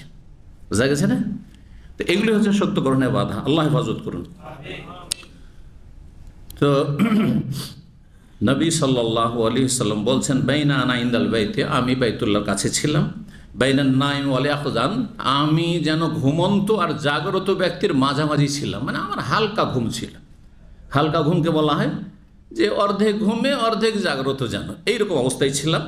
গভীর ঘুম ছিল না। ওয়াজাকারা ইয়ানি রাজুলান বাইনা রাজুলাইনে, আর আমার অবস্থানটা হচ্ছে যেন দুইজন মানুষের মাঝামাঝি আমি অবস্থান করছি। দুজন ফেরেশতা এসেছেন মানুষের সুরত ধরে, আর তার মাঝে আমি অবস্থান করছি। ফাউতিত বিস্তাস্তিম মিন যাহাব, তারপরে আমার কাছে নিয়ে আসা হলো জাগিয়ে দিয়ে স্বর্ণের একটি তস্তরি। তস্তরি বুঝেন তো? আগের যুগে মেহমানরা বিয়ের শাড়িতে বরযাত্রীকে কি করা হইতো? হাত ধোয়ানো হইতো। একটা পিতলের বা আপনার তাওয়ার কি থাকতো? তস্তরি থাকতো। পানি পড়বে, ওতে হাত ধুইবে। এইটা খুব ব্যবহার হয়েছে। আমাদের বাড়িতে ছিল, আছে, হয়তো রাখা আছে, কিন্তু ওগুলো এখন মিউজিয়ামে জাদুঘরে পাঠাইতে হবে, ঠিক না? আর কেউ ব্যবহার করছেন না। ওই থালা নিয়ে আসবেন, গামলা নিয়ে আসবেন, কিন্তু বাড়িতে রাখা যায় সেটা আর ইউজ করবেন না। অথচ এটা 30 বছর আগে, 40 বছর আগে ব্যবহার হইতো। আমরা ছোটকালে খুব ব্যবহার করেছি, যৌবনকালেও ব্যবহার হয়েছে। জি, তাস্ত, এটাকে আরবিতে তাস্ত, আর উর্দু বাংলাতে তস্তরি বা তস্তরি উর্দুতে। জি, নিয়ে আসা হলো। মাল আনা হেকমত, তাতে কি ছিল? পরিপূর্ণ ছিল হেকমত, প্রজ্ঞা এবং ইমানে। আর তার ফাসুক্কা মিনান নাহরি এলা মারাকিল বাতনে, তারপরে আমার বক্ষ চিরে দেওয়া হলো, বক্ষ বিদীর্ণ করা হইল। মিনান নাহরে মানে সিনার ওপর ভাগ থেকে, এইখান থেকে শুরু করে একবার অপারেশন থিয়েটারে অপারেশন করছেন কে? ফেরেশতারা। কার অপারেশন হচ্ছে? রাসূলুল্লাহ সাল্লাল্লাহু আলাইহি ওয়াসাল্লামের। নবী সাল্লাল্লাহু আলাইহি ওয়াসাল্লামের দাগ ছিল। জি, এটা যে হয়েছে এই জন্য দাগ ছিল নবী সাল্লাল্লাহু আলাইহি ওয়াসাল্লামের বক্ষের। তো একবারে বুকের ওপর থেকে, ওপর ভাগ থেকে শুরু এলা মারাকিল বাতন, পেটের নিম্ন ভাগ পর্যন্ত, মানে নাভির কাছাকাছি একবারে, যেখানে গিয়ে মানুষের বুকে যে লোম বা পশম গজায়, সেটা যেখানে শেষ হয়, এই দিক থেকে আপনার যে আছে না পশম, অনেকের বেশি আছে, অনেকের মাঝারি আছে, স্বাভাবিক যেটা থাকে, অনেকের একেবারে থাকে না, যেটা ব্যতিক্রম হয়। কিন্তু পুরুষদের আসল বৈশিষ্ট্য হচ্ছে যে কি থাকবে, যেমন মুখে দাড়ি থাকবে, মোষ থাকবে, আর এর ব্যতিক্রমটা হচ্ছে ব্যতিক্রম। আর তেমনি বুকে কি থাকবে? চুল থাকবে, গায়ে হাতে পায়ে কিছু চুল থাকবে। হালকা হালকা থাকলে খুব ভালোই লাগে, আর যদি বেশি থাকে তো ভালো লাগবে না। সব কিছুর বেশি খারাপ। আবার না থাকে তো মহিলা মহিলা লাগবে, লাগবে না? লাগবে না? জি হ্যাঁ। তো একেবারে পেটের নিম্নভাগ বা নাভির কাছাকাছি পর্যন্ত কি করা হইল? বিদীর্ণ করা হইল, চিরে দেওয়া হইল। সুম্মা গোসল আল বাতন, তারপর পুরো পেটটাকে ধুয়ে দেওয়া হইল মায়ে জমজম, জমজমের পানি দিয়ে। জমজমের পানি সবচেয়ে মোবারক পানি জমিনে, তা দিয়ে ধুয়ে দেওয়া হইল। সুম্মা মলিয়া, কি ধোয়া হইল? ধুইলেন কেন? মানুষের ভিতরে মানুষ হিসাবে হিংসা থাকা, বিদ্বেষ থাকা, শত্রুতা থাকা, আর তারপরে সংকীর্ণ মনা থাকা, আর তারপরে আরও যেসব দোষগুলি রয়েছে মানুষের অন্তরে, দোষ, ছোট মন, হীনমন্যতা, এ সমস্ত কিছু, এগুলো হচ্ছে রোগ, অন্তরের রোগ। সেগুলিকে ধুয়ে মুছে সাফ করে দাও, পরিষ্কার। এই জন্য নবী সাল্লাল্লাহু আলাইহি ওয়াসাল্লাম এগুলো থেকে মুক্ত। আমরা মুক্ত না। একটুতে উত্তেজিত হয়ে যায়, রাগ হয়ে যায়, অথবা মনটা ছোট হয়ে যায়, হীনমন্যতায় ভুগি, হিংসা বিদ্বেষ হয়, শত্রুতা হয়। একটু শত্রুতা হলে আর অন্তরটা সাফ করতে জানি না। নবী সাল্লাল্লাহু আলাইহি ওয়াসাল্লাম এগুলো থেকে ধুয়ে মুছে একেবারে পরিষ্কার করে দেওয়া হয়েছে। সুবহানাল্লাহ। সামান্য কিছু থাকলে, এমনি প্রাকৃতিক তিনি অনেক ভালো মানুষ এবং সবচেয়ে ভালো মানুষ ছিলেন মানব জাতির মধ্যে, কিন্তু তারপরও সামান্য কিছু প্রাকৃতিকভাবে মানুষ হিসাবে যে থাকতে পারে সেগুলোকে পরিষ্কার পরিচ্ছন্ন করে দেওয়া হইল। এটা হচ্ছে উদ্দেশ্য বক্ষ বিদীর্ণের বা সিনা চাক করা। আমাদের দেশের লোকেরা কিন্তু বক্ষ বিদীর্ণর চাইতে কি বুঝে? সিনা চাক করা বুঝে। জি, সাক্কে সাদর। তারপরে পরিপূর্ণ করে ভরে দেওয়া হলো হিকমত এবং ইমান। হ্যাঁ, হিকমত তো এমনি আছে তার, ইমান আছে, আরও বেশি ভরে দেওয়া হলো, ভরপুর করে দেওয়া হলো। কত পার্থক্য আমার আপনার মাঝে, আল্লাহর কোন নেক বান্দার মাঝে এবং রাসূলুল্লাহ সাল্লাল্লাহু আলাইহি ওয়াসাল্লামের মাঝে, কত পার্থক্য, তাই না? আমাদের মধ্যেকার যতই ভালো মানুষ হোক না কেন, যত বড় ইমাম বুখারী হন না কেন, ইমাম আবু হানিফা হন না কেন, শাফি, মালিক, আহমদ হন না কেন, কিন্তু মানুষ হিসাবে যেসব দোষটি কিছু থাকে কম আর বেশি, সেগুলি তাদের থেকে গেছে, আমাদেরও থেকে আছে, তাই না? কিন্তু নবী সাল্লাল্লাহু আলাইহি ওয়াসাল্লাম সবচেয়ে ভালো মানুষ হওয়ার পরেও যেটুকু মানুষ হিসাবে কিছু থাকতে পারে, সেগুলি থেকে তাকে দোষমুক্ত পরিষ্কার পরিচ্ছন্ন করে দেওয়া হয়েছে। জি, এই জন্য এত বড় দুশ্মনদেরকে ছেড়ে দেওয়া কত বড় কলিজা লাগে চিন্তা করুন তো দেখি। যখন মক্কা বিজয়ের সময় যারা এত দুশ্মনী করতে 13 বছর ধরে কত জুলুম অত্যাচার করলো, মানসিক শারীরিক আমার উপর আমার সাথীর সঙ্গে, তারপরও তাদেরকে এই কথা বলা কত বড় কলিজা লাগে। এই ধাবু যাও ফান্তুমত তোলাকা, তোমাদেরকে ছেড়ে দিলাম, মাফ করে দিলাম, বেনামি খালাস, নির্দোষী তোমরা, যা মাফ করে দিলাম। আমরা মাফ করলেও আর ওর সাথে অন্তর মিলে না, ইচ্ছা করে আর দেখা করতে চাই, অন্যায় করেছে। যদি বিচার চালিয়েছে মাফও করেন, কিন্তু আসলে অন্তর থেকে মাফ করেননি কেন? আর রোগ আছে আমাদের অন্তরে, রোগ আছে, রোগমুক্ত হইনি আমরা। জি, আল্লাহ হেফাজত করুন। জি, তারপরে বলছেন অতীত বেদাবাতিন আবিয়া, তারপর আমার সামনে নিয়ে আসা হলো একটি সাদা রঙের জন্তু, দুনাল বাগলে, যেটি খচ্চরের ছোট ছিল, ফকালে আমার আর গাধার চাইতে একটু বড়। তাহলে খচ্চর ঘোড়ার চাইতে একটু ছোট হয়, খচ্চর বুঝেন তো?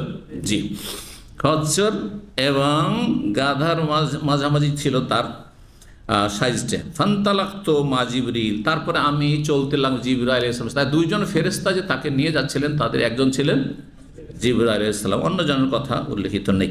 ফালাম্মা জিতু ইলা সামাই দুনিয়া, তারপরে যখন প্রথম আকাশ, নিকটবর্তী আকাশ পর্যন্ত আসলাম, জিবরাইল আলাইহিস সালাম তখন বললেন লেখাজেনিস সামা, তাহলে বোঝা গেল যে আকাশে দরজা আছে, আর দরজা সবসময় বন্ধ থাকে, আল্লাহর আদেশ না হইলে এই দরজা খুলে না। প্রতিটি আকাশের কি আছে? দরজা আছে।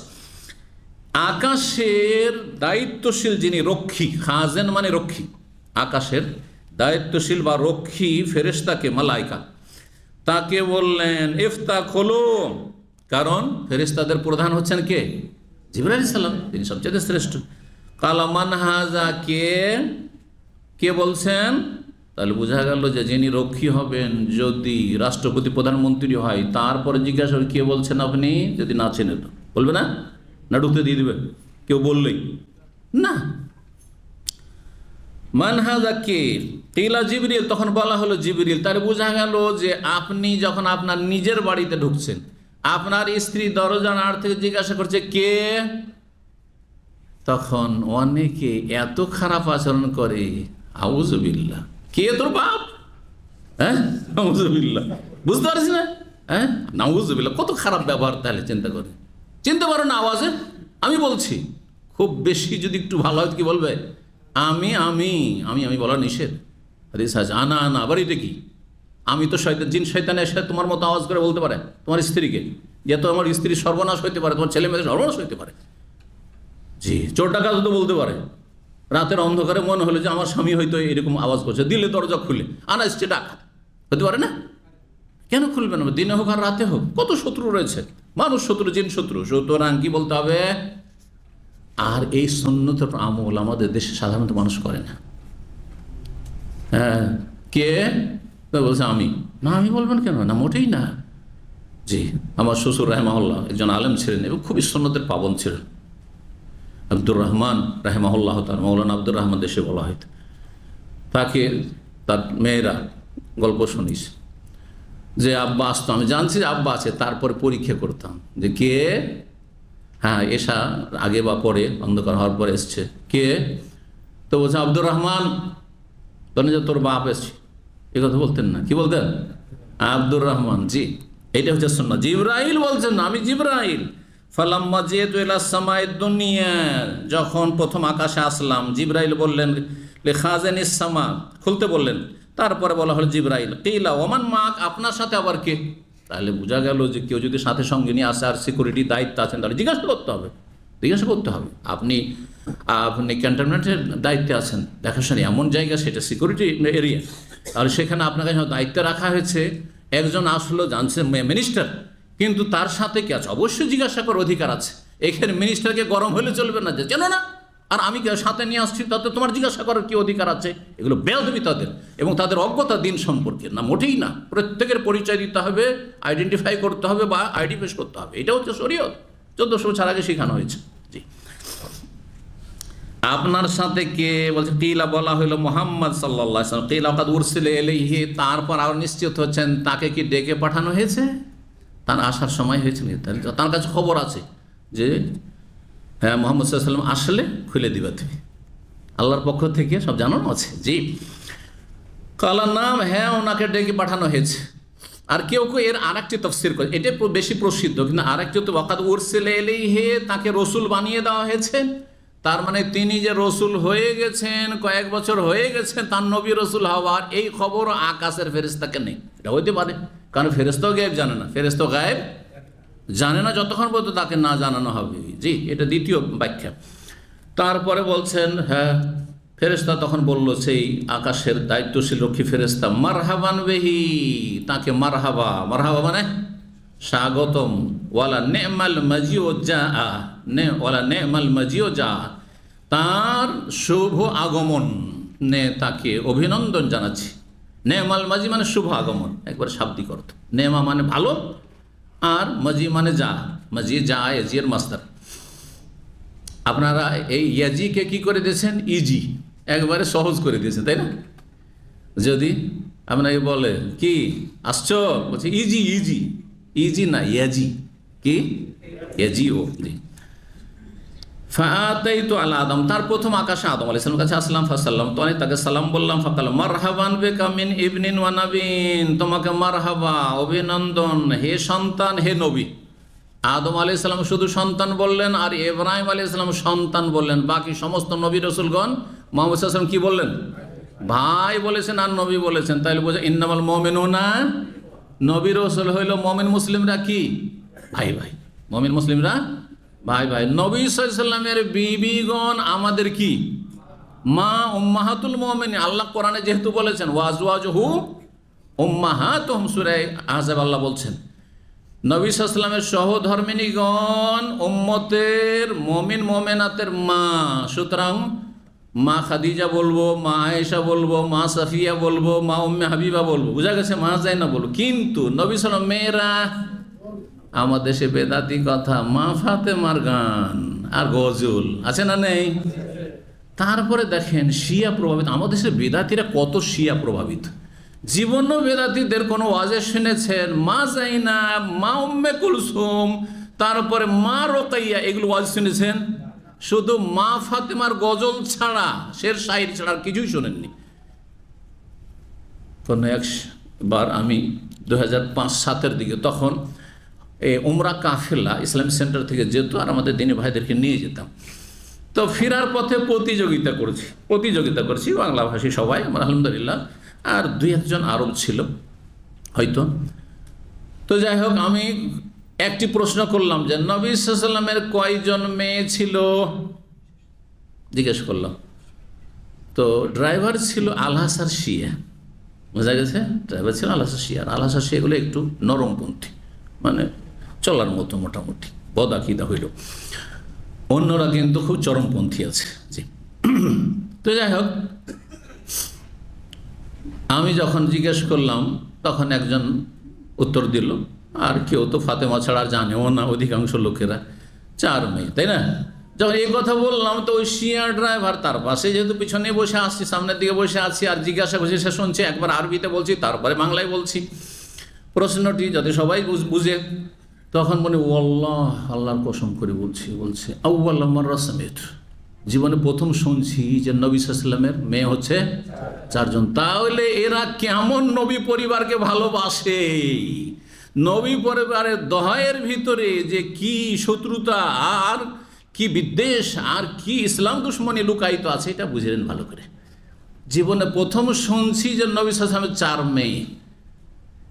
এটা কি কোনো মানুষের কাজ হইতে পারে? যেই মানুষের মতো মানুষ হবে যে তার 4টা মেয়ে, কিন্তু 3টার নাম জীবনে উল্লেখ করবে না, শুধু একটি মেয়ে করবে? হ্যাঁ, এটা আমার ক্ষেত্রে, আপনার ক্ষেত্রে যদি হয়, তা আপনি কে জালেম না? তাহলে নবী সাল্লাল্লাহু আলাইহি ওয়াসাল্লাম এই 4 মেয়েকে সমান দৃষ্টিতে দেখেন নাই? অবশ্যই, এতে কোনো সন্দেহ নেই। তাহলে কেন শুধু মা ফাতেমা বলে চর্চা বিদাতি মহলে, আর বাকি 3 মেয়ের নাম গন্ধ পর্যন্ত তাদের কাছে নেই? কেন? এখানে লুকায়িত আছে ইসলাম, মুসলিম এবং সাহাবায়ে কেরামদের শত্রুতা। জি, এবং আলে বায়েত নবী পরিবারের দোহাই দিয়ে জাতিকে ইসলাম থেকে সরিয়ে মুরতাদ বানিয়ে দেওয়া, এটা হচ্ছে ইহুদি সাবাই চক্রান্ত। জি, সবাই চক্রান্তের শিকারীরা। তো যাই হোক, কি বলছিলাম, কি বলতে গিয়ে বললাম, নবী সাল্লাল্লাহু আলাইহি সাল্লামকে আদম আলাইহিস সালাম কি বললেন, মারহাবান বেকা মারহাবা বিন ইবনিন, সন্তানকে এবং নবীকে। ফাতাইনা সামায়ে সানিয়াতা, দ্বিতীয় আকাশে গেলাম। কিলা, তার বলে মান হাজা, কে? কালা জিবরাইল। কিলা মান মাক, আপনার সাথে কে? কালা মুহাম্মদ সাল্লাল্লাহু আলাইহি সাল্লাম। কিলা, তখন জিজ্ঞাসা করা হলো, মানে আকাশের রক্ষী জিজ্ঞাসা করলেন দ্বিতীয় আকাশের, উরসিলা ইলাইহি, তাকে ডেকে পাঠানো হয়েছে বা তাকে রসুল বানানো হয়েছে। কালার নাম, হ্যাঁ। কিলা মারহাবান বিহি ওয়ালা নি'মাল মাজিউ যা, তাকে মারহাবা বলছি এবং তার আশা শুভগমন, তার শুভগমন হোক। ফাতাইতু আলা ঈসা আর ইয়াহিয়া, দ্বিতীয় আকাশে গিয়ে ঈসা আলাইহিস সালাম এবং ইয়াহিয়া আলাইহিস সালাম, দুই নবীর সাথে সাক্ষাৎ হলো। ফাকালা, দুইজনে আমাকে দেখুন, মারহাবান বিকা মিন আখিন ওয়া নাবিয়িন, মারহাবা ভাই এবং নবীকে। ফাতাইনা সামা সালেসা, তারপরে তৃতীয় আকাশে গেলাম। তখন জিজ্ঞাসা করা হলো তৃতীয় আকাশের রক্ষীর পক্ষ থেকে, মান হাজা, কে? কিলা জিব, তখন বলে আমি জিবরিল। কিলা মান মাক, আপনার সঙ্গী কে? কালা মুহাম্মদ সাল্লাল্লাহু আলাইহি সাল্লাম। কালা কদ উরসিলা ইলাইহি, তাকে ডেকে পাঠানো হয়েছে বা তাকে রসুল বানানো হয়েছে। নাম, কিলা মারহাবান বিহি ওয়ালা নি'মাল মাজিউ যা, মারহাবা তাকে বলছি এবং তার শুভাগমন কামনা করছি। ফাতাইতু আলা ইউসুফ আলাইহিস সালামের কাছে আসলাম তৃতীয় আকাশে। ফাসাল্লামতু আলাইহি, সালাম দিলাম। ফাকালা মারহাবান বিকা মিন আখিন ওয়া নাবিয়িন, তোমাকে মারহাবা, স্বাগতম হে ভাই এবং নবী। ফাতাইনা সামা রাবিয়া, তারপরে চতুর্থ আকাশে গেলাম। কিলা মান হাজা, কে? কালা জিবরিল। কিলা মান মাকা? কালা মুহাম্মদ। কিলা ওয়াকাদ উরসিলা ইলাইহি, তাকে ডেকে পাঠানো হয়েছে বা তাকে রসুল বানানো হয়েছে। কালা নাম, কিলা মারহাবান বিহি ওয়ালা নি'মাল মাজিউ যা। ফাতাইতু আলা ইদ্রিস, চতুর্থ আকাশে ইদ্রিস নবী আলাইহিস সালামের কাছে গেলাম। ইদ্রিস আলাইহিস সালাম সম্পর্কে একটা ভ্রান্ত ধারণা বেদাতি মহলে আছে, সেটা হচ্ছে যে ইদ্রিস আলাইহিস সালাম জীবিত, তাকে চতুর্থ আকাশে উঠিয়ে নেওয়া হয়েছে। শুনেছেন এইসব ওয়াজ না? এটা একেবারে তথ্যভুল, কোনো এটা সহি নাই, কোনো সহি কথা নাই। একমত আমাদের কাছে দলিল আছে কোরআনে কারিমে যে জীবিত অবস্থায় উঠানো হয়েছে কে? ঈসা আলাইহিস সালাম। আমা কাতালুহু আমা সালাবুহু ওয়ালাকিন শুব্বিহা লাহুম বাল রাফাউল্লাহু ইলাইহি, আল্লাহ তাকে উন্নীত করেছে, উঠিয়ে নিয়েছেন আকাশে ঈসা আলাইহিস সালাম। ইদ্রিস আলাইহিস সালাম ওয়ারাফানাহু মাকান, সুউচ্চ মকামে বা স্থানে তাকে উন্নীত করেছি, মানে আকাশে উঠিয়েছে এটা ব্যাখ্যা নয়, বরং তাকে বড়ই সম্মানিত নবী রসুল করেছি। কথা বোঝা গেছে? সুতরাং এই বিভ্রান্তিতে থাকবেন না, একমাত্র ঈসা আলাইহিস সালাম উঠানো হয়েছে, যেটা কোরআন হাদিস দ্বারা প্রমাণিত। সালাম করলাম ইদ্রিস আলাইহিস সালামকে, বলছেন নবী সাল্লাল্লাহু আলাইহি ওয়াসাল্লাম, ফাকালা মারহাবান মিন আখিন ওয়া নাবিয়িন, মারহাবা ভাই এবং নবীকে। ফাতাইনা সামাল খামেসা, পঞ্চম আকাশে আসলাম। কিলা মান হাজা, কে? বলা হলো জিবরাইল। আপনার সাথে কে? মুহাম্মদ সাল্লাল্লাহু আলাইহি ওয়াসাল্লাম। তাকে কি রসুল বানানো হয়েছে বা ডেকে পাঠানো হয়েছে? নাম, হ্যাঁ। কিলা মারহাবান বিহি ওয়ালা নি'মাল মাজিউ যা, তাকে মারহাবা বলছি এবং তার শুভাগমন কামনা করছি। যা, তারপরে ফাতাইনা আল হারুন, পঞ্চম আকাশে হারুন আলাইহিস সালামের কাছে আসলাম। ফাসাল্লাম, তো সালাম করলাম। ফাকালা মারহাবান বিকা মিন আখিন ওয়া নাবিয়িন। তারপরে ফাতাইনা আলাস সামাইস সাদিস, ষষ্ঠ আকাশে গেলাম। কিলা, তখন জিজ্ঞাসা করা হলো কে? মান হাজা, কিলা জিবরাইল। কিলা মান মাকা, আপনার সাথে কে? বলা হলো মুহাম্মদ সাল্লাল্লাহু আলাইহি ওয়াসাল্লাম। কিলা কদ উরসিলা ইলাইহি, তাকে ডেকে পাঠানো হয়েছে বা রসুল বানানো হয়েছে। মারহাবান বিহি নি'মাল মাজিউ যা। ফাতাইতু আলা মুসা, ষষ্ঠ আকাশে মুসা আলাইহিস সালামের কাছে আসা। ফাসাল্লাম, তাকে সালাম করলাম। তাহলে ষষ্ঠ আকাশের উপর কে ছিলেন? মুসা আলাইহিস সালাম। এই সিরিয়ালটাই ঠিক, অন্য অন্য হাদিসে কোনো কোনো জায়গাতে ব্যতিক্রম রয়েছে, সেটা হয়তো কোনো বর্ণনাকারীর ভ্রম হয়েছে।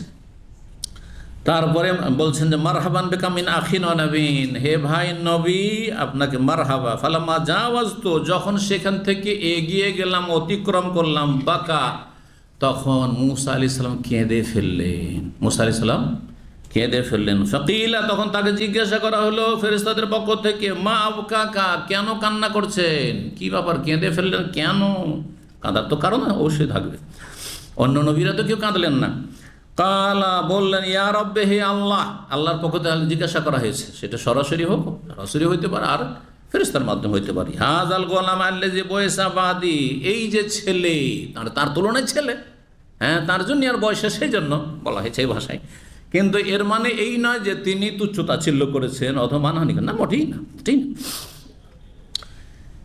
এই যে ছেলে শেষ নবী মোহাম্মদ আল্লাহ যে বয়সাবাদী, যাকে নবী করে প্রেরণ করা হয়েছে আমার পরে তিনি এসেছেন জামানার দিক থেকে, কিন্তু ইয়াদখুলুল জান্নাত মিন উম্মতি আফদালা মিম্মা ইয়াদখুলু মিন উম্মতি, আমার উম্মতের যেই সংখ্যা পরিমাণ জান্নাত তার চাইতে অনেক বেশি তার উম্মতের জান্নাতের সংখ্যা হবে। এতে আমি কষ্টে, হিংসায় নয়, আবার এখানে কেউ ভুল বুঝতে পারে, হিংসায় নয়, বরং মনে কষ্টে যে হায় হতভাগা আমার উম্মতের লোকেরা রে, যে তাদের সংখ্যা অধিকাংশই কিসের, জাহান্নামীর সংখ্যা।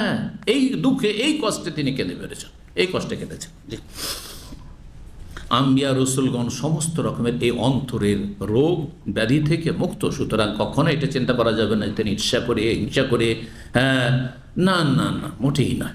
কিন্তু অনেক সময় হয়, হিংসা নেই, কিন্তু আল্লাহ অনেক কষ্টে রেখেছে। আর পাশের ধরেন একটা ছেলে মানুষ হলো না, আমাদের অনেক পরিবার আছে যে অনেক চেষ্টা করলো, তবে একটা ছেলেকে মানুষ করতে পারলো না। আর পাশে নিজের ভাই অথবা নিজের আত্মীয়, নিজের গ্রামে অনেক আছে গরিব, এর পয়সা ছিল তাও ছেলে মেয়ে মানুষ করতে পারলো না।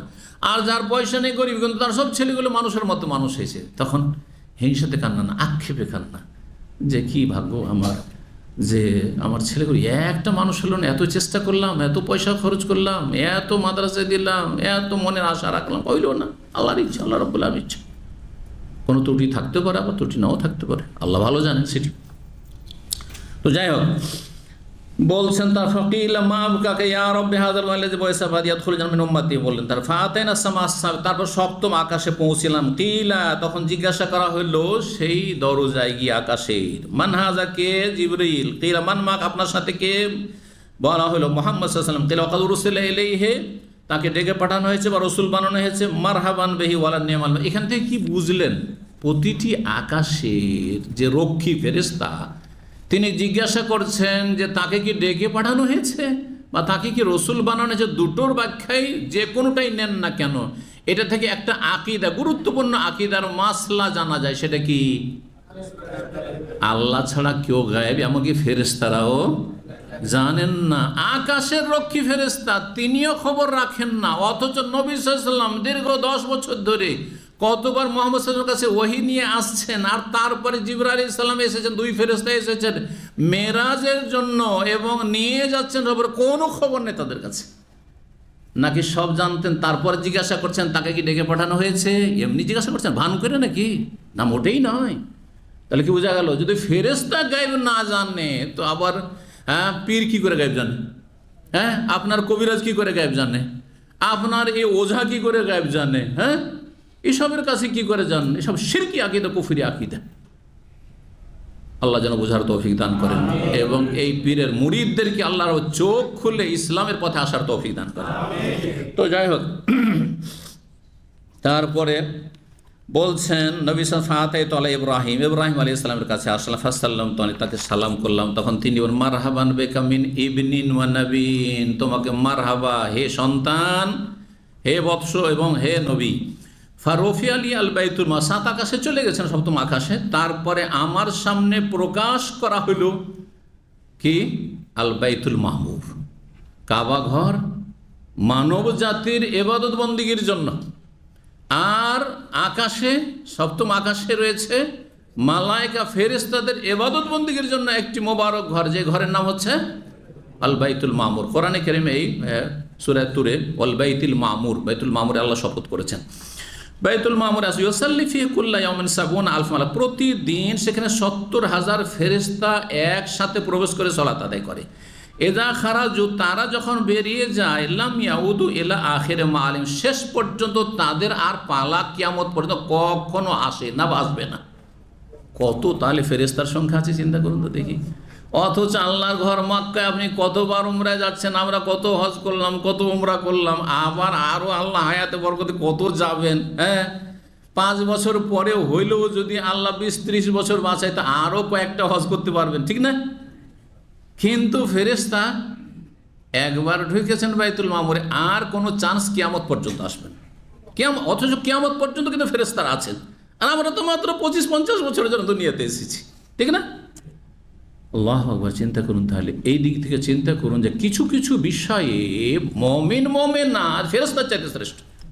এটা আর একটা মাসলা যে ফেরেশতা বেশি শ্রেষ্ঠ না মুমিন মুসলিম মানুষ বেশি শ্রেষ্ঠ। কাফের মানুষ শ্রেষ্ঠ নয়, অবশ্যই নিকৃষ্ট, কিন্তু মুমিন মুসলিম যদি সহি আকীদা সহি মানহাজের হয় এবং সৎকর্মশীল ভালো মুত্তাকি হয়, মুমিন মুত্তাকি, তাহলে অনেক ক্ষেত্রে ফেরেশতার চাইতে শ্রেষ্ঠ। সব ক্ষেত্রে নয়, আবার সব ক্ষেত্রে নয়। জি,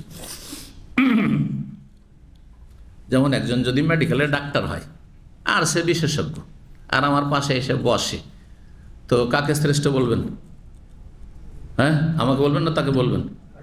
বলছেন অনেক ক্ষেত্রে শেখ শ্রেষ্ঠ, অনেক ক্ষেত্রে ডাক্তার শ্রেষ্ঠ, ডাক্তার সিনিয়র। যেই বিষয়ে সে শ্রেষ্ঠ সেটার ক্ষেত্রে আমি তার চাইতে নিচে আছি, কিন্তু যেই বিষয়টা আমি জানি যেটা বেশি গুরুত্বপূর্ণ, যে রুহের চিকিৎসা, সেটা সে জানে না, সে জানে না। জি, তো হাদিসটি শেষ করি। নবী সাল্লাল্লাহু আলাইহি সাল্লাম বলছেন যে সেখানে 70,000 ফেরেশতা একবার ঢুকে আর কোনো চান্স আর রফিয়াত লি সিদরাতুল মুনতাহা, তারপরে আমার সামনে দেখানো হলো সিদরাতুল মুনতাহা। সিদরাতুন মানে কে বলতে পারে? বড়ই গাছ, কুল গাছ, আর মুনতাহা মানে শেষ সীমানা, একবারে সপ্তম আকাশের উপরে। জি, এই জন্য তার নাম সিদরাতুল মুনতাহা, ইনদা সিদরাতুল মুনতাহা। তাহলে এই নামটিও কোরআনে কারিমে রয়েছে সূরা নাজমে। ফাইজা নাবেকুহা কান্না কেলালো হাজার, তার যে ফলগুলি মানে বড়ইগুলি যে এই বড়ই গাছের সিদরাতুল মুনতাহা, সেগুলি কত বড়, এই ছোটখাটো নয়, কত বড়? মেসলা কেলালে হাজার, হাজার এলাকার যে বড় বড় মটকাগুলি আছে, মটকার মতো। মটকা বুঝেন? যে বুঝেন হাত তুলবেন, আজকালকার লোকেরা বুঝে না। ইল্লা মাশাআল্লাহ, দেখছেন কয়েকটা হাত উঠেছে, এই জন্য বলেন মটকা। ছোট কালে মাটির তৈরি বড় বড় কি হইতো? পাত্র হইতো, যেগুলোতে পানি রাখা হইতো ঠান্ডা করে, অথবা সেগুলিতে আমাদের ধানগুলো ভাপিয়ে রাখা হইতো বা ভিজিয়ে রাখা হইতো, আর তারপরে সেগুলিকে কি করা হইতো? শুকিয়ে তারপরে সেগুলো চাল বের করা হইতো, জানেন তো? বড় বড় মটকা, এগুলোকে মটকা বলে। তো মটকা 1400 বছর আগ থেকে আজকে থেকে 30-40 বছর আগ পর্যন্ত ছিল, এখন উঠে গেছে, উঠে গেছে। ঢিকি উঠে গেছে, হ্যাঁ, ঘরের চাক্কি জাঁতা উঠে গেছে, উঠে না উঠে? সুতরাং এই মটকা উঠে গেছে, উঠে গেছে। সুবহানাল্লাহ, আমাদের লাইফটাই কিন্তু নতুন পুরাতনের কি সংমিশ্রণ। আমাদের সমসাময়িক যারা মানুষ, তারা পুরাতনও পেয়েছে একবারে পাক্কা বাপদাদা আমলের, আর নতুন এই যে হ্যাঁ স্মার্টফোনের যুগে নতুন পেয়েছে, যার ফলে ছোট বাচ্চার কাছ থেকে আমাদেরকে মোবাইল শিখতে হয়, শিখি আবার ভুলে যায়, শিখি আবার ভুলে যায়, আবার ঘুরে ঘুরে বলতে হয় যে ঠিক করো বা এটা করে দাও। জি, তো আল্লাহু আকবার। হাজার হাজার এলাকা, আবার কোথায় হাজার মানে বর্তমান আলহাসা এলাকা, আপনাদের অবগতির জন্য বলি, কারণ এগুলো কথা অনেকেই আপনাকে জানাইতে পারবে না। আমি যখন আলহাসায় কয়েক মাস আগে প্রোগ্রাম গেলাম, তো আলহাসার পাশে আরও দু একটা শহর আছে, যেমন আলোয়ুন আছে, তারপর ওই দিকে গেলাম কাজে ও জাফার, ওই এলাকায় গেলাম। তো ওখানে দেখলাম যে কিছু রাস্তাঘাটের নামও রয়েছে হাজার। হ্যাঁ, এই যে হাজার, তার মানে এই এলাকা, এই অঞ্চলে যে মানুষ বাস করতো, এই এলাকার নাম ছিল একটা যে বিস্তর বড় এলাকার নাম ছিল বাহরাইন। তখন এই সাগরের ভিতরে বাহরাইন ছিল না। আপনার আলহাসা থেকে কাতিফ পর্যন্ত, কাতিফের কথা এসছে সিরাতে কিতাবাদিতে, তো সাহাবায়ে কেরাম বলে কাতিফ দারিনের কথা এসছে, কাতিফ দারিন এই আর আলহাসা, এগুলোকে বাহরাইন বলা হইতো। আর দাম্মাম তখন সাগরের তলায় ছিল, কথা বোঝা গেছে? দাম্মাম বলে কোনো শহর ছিল না, এটার বয়স 100 বছর বা তার একটু কম বেশি, কিন্তু আলহাসা ছিল।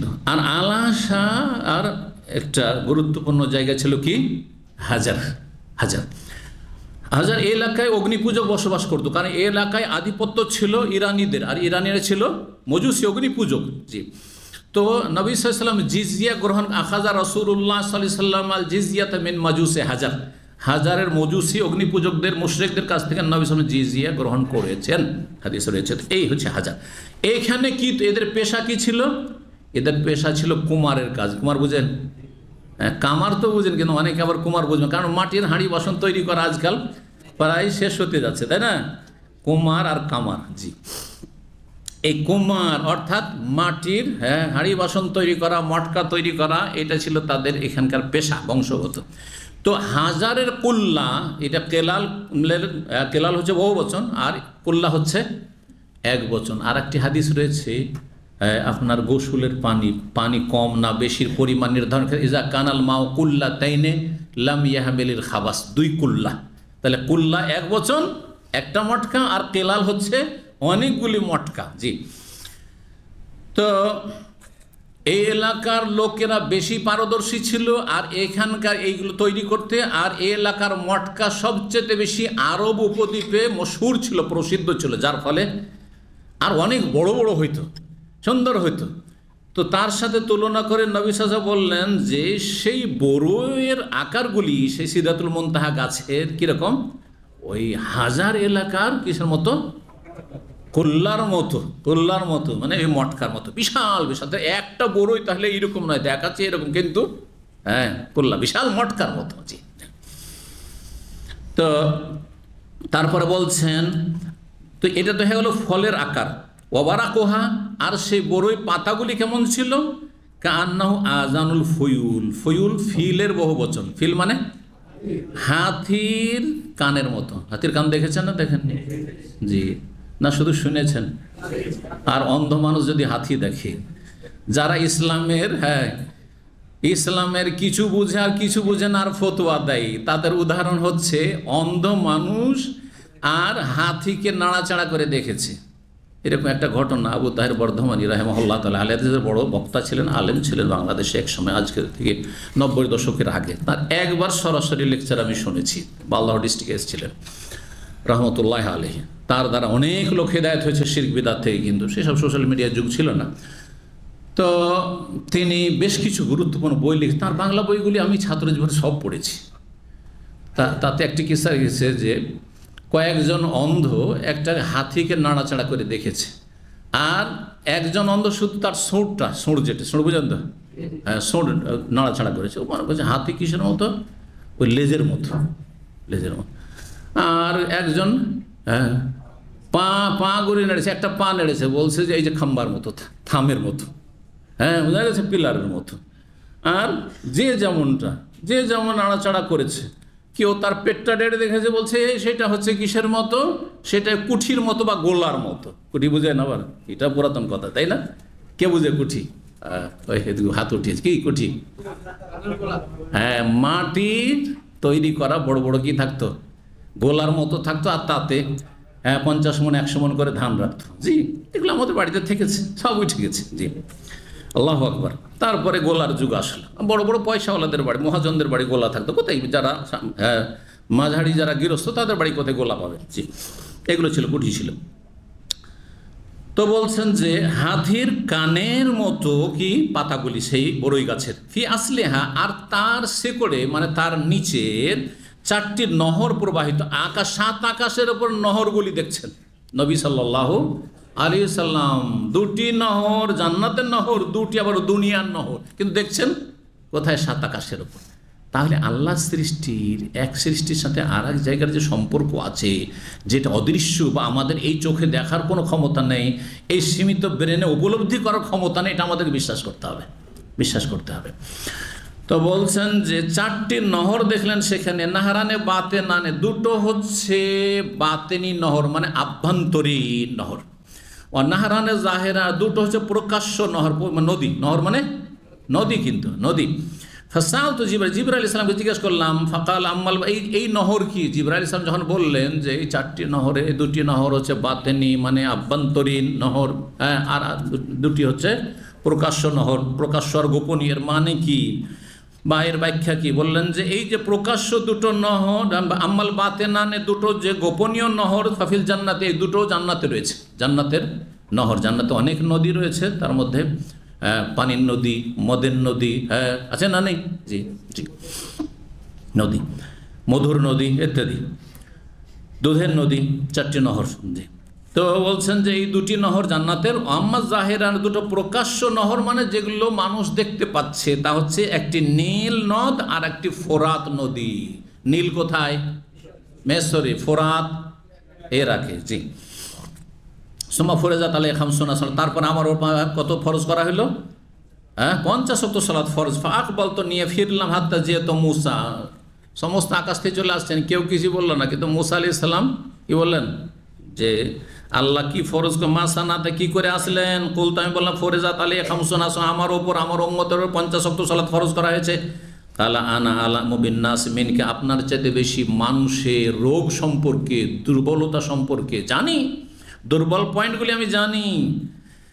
আলাজ তো বনি ইসরা আসাদ্দাল মুআলাজা, আমি বনি ইসরাইলদের যথেষ্ট সংশোধনের বা চিকিৎসার চেষ্টা করেছি, তাদের রোগ সারানোর যথেষ্ট চেষ্টা করেছি।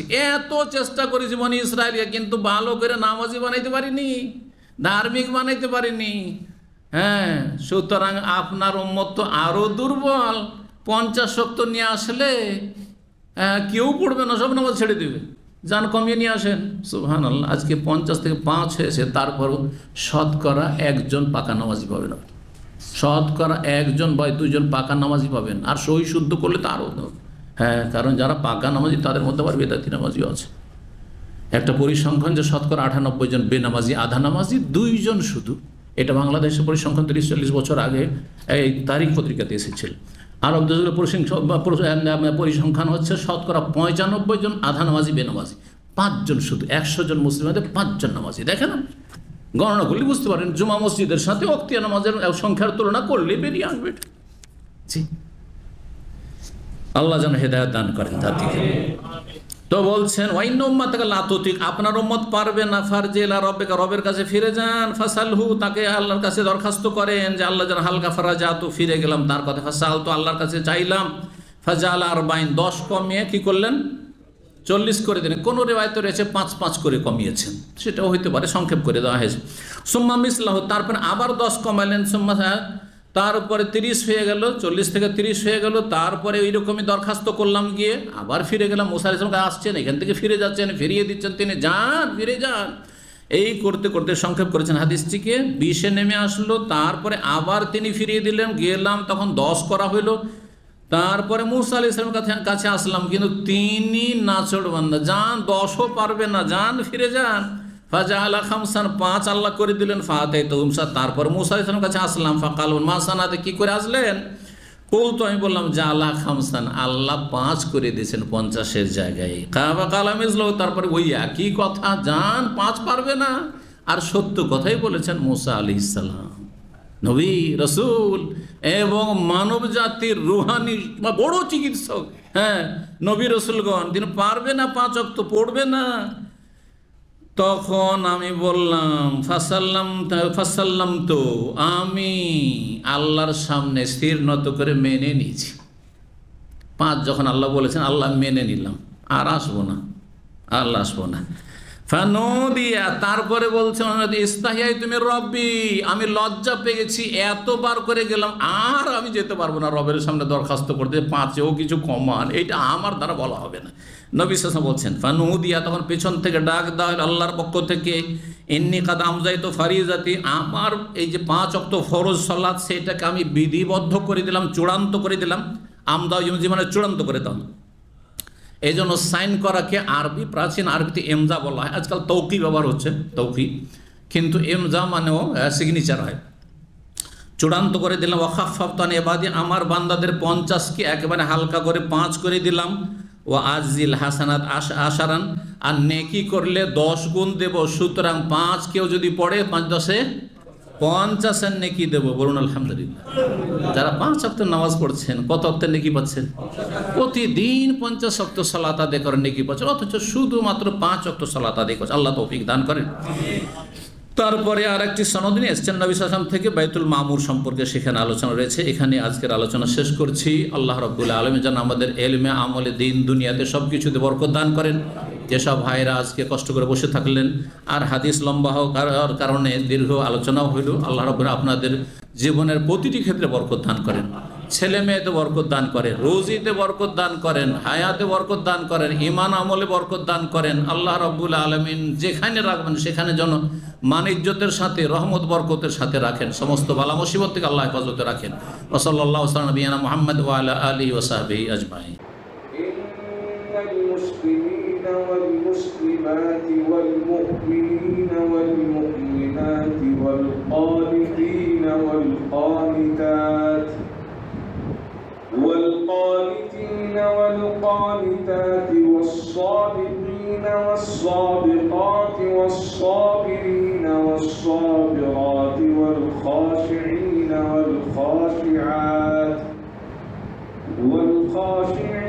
والخاشعات والمتصدقين والمتصدقات والصائمين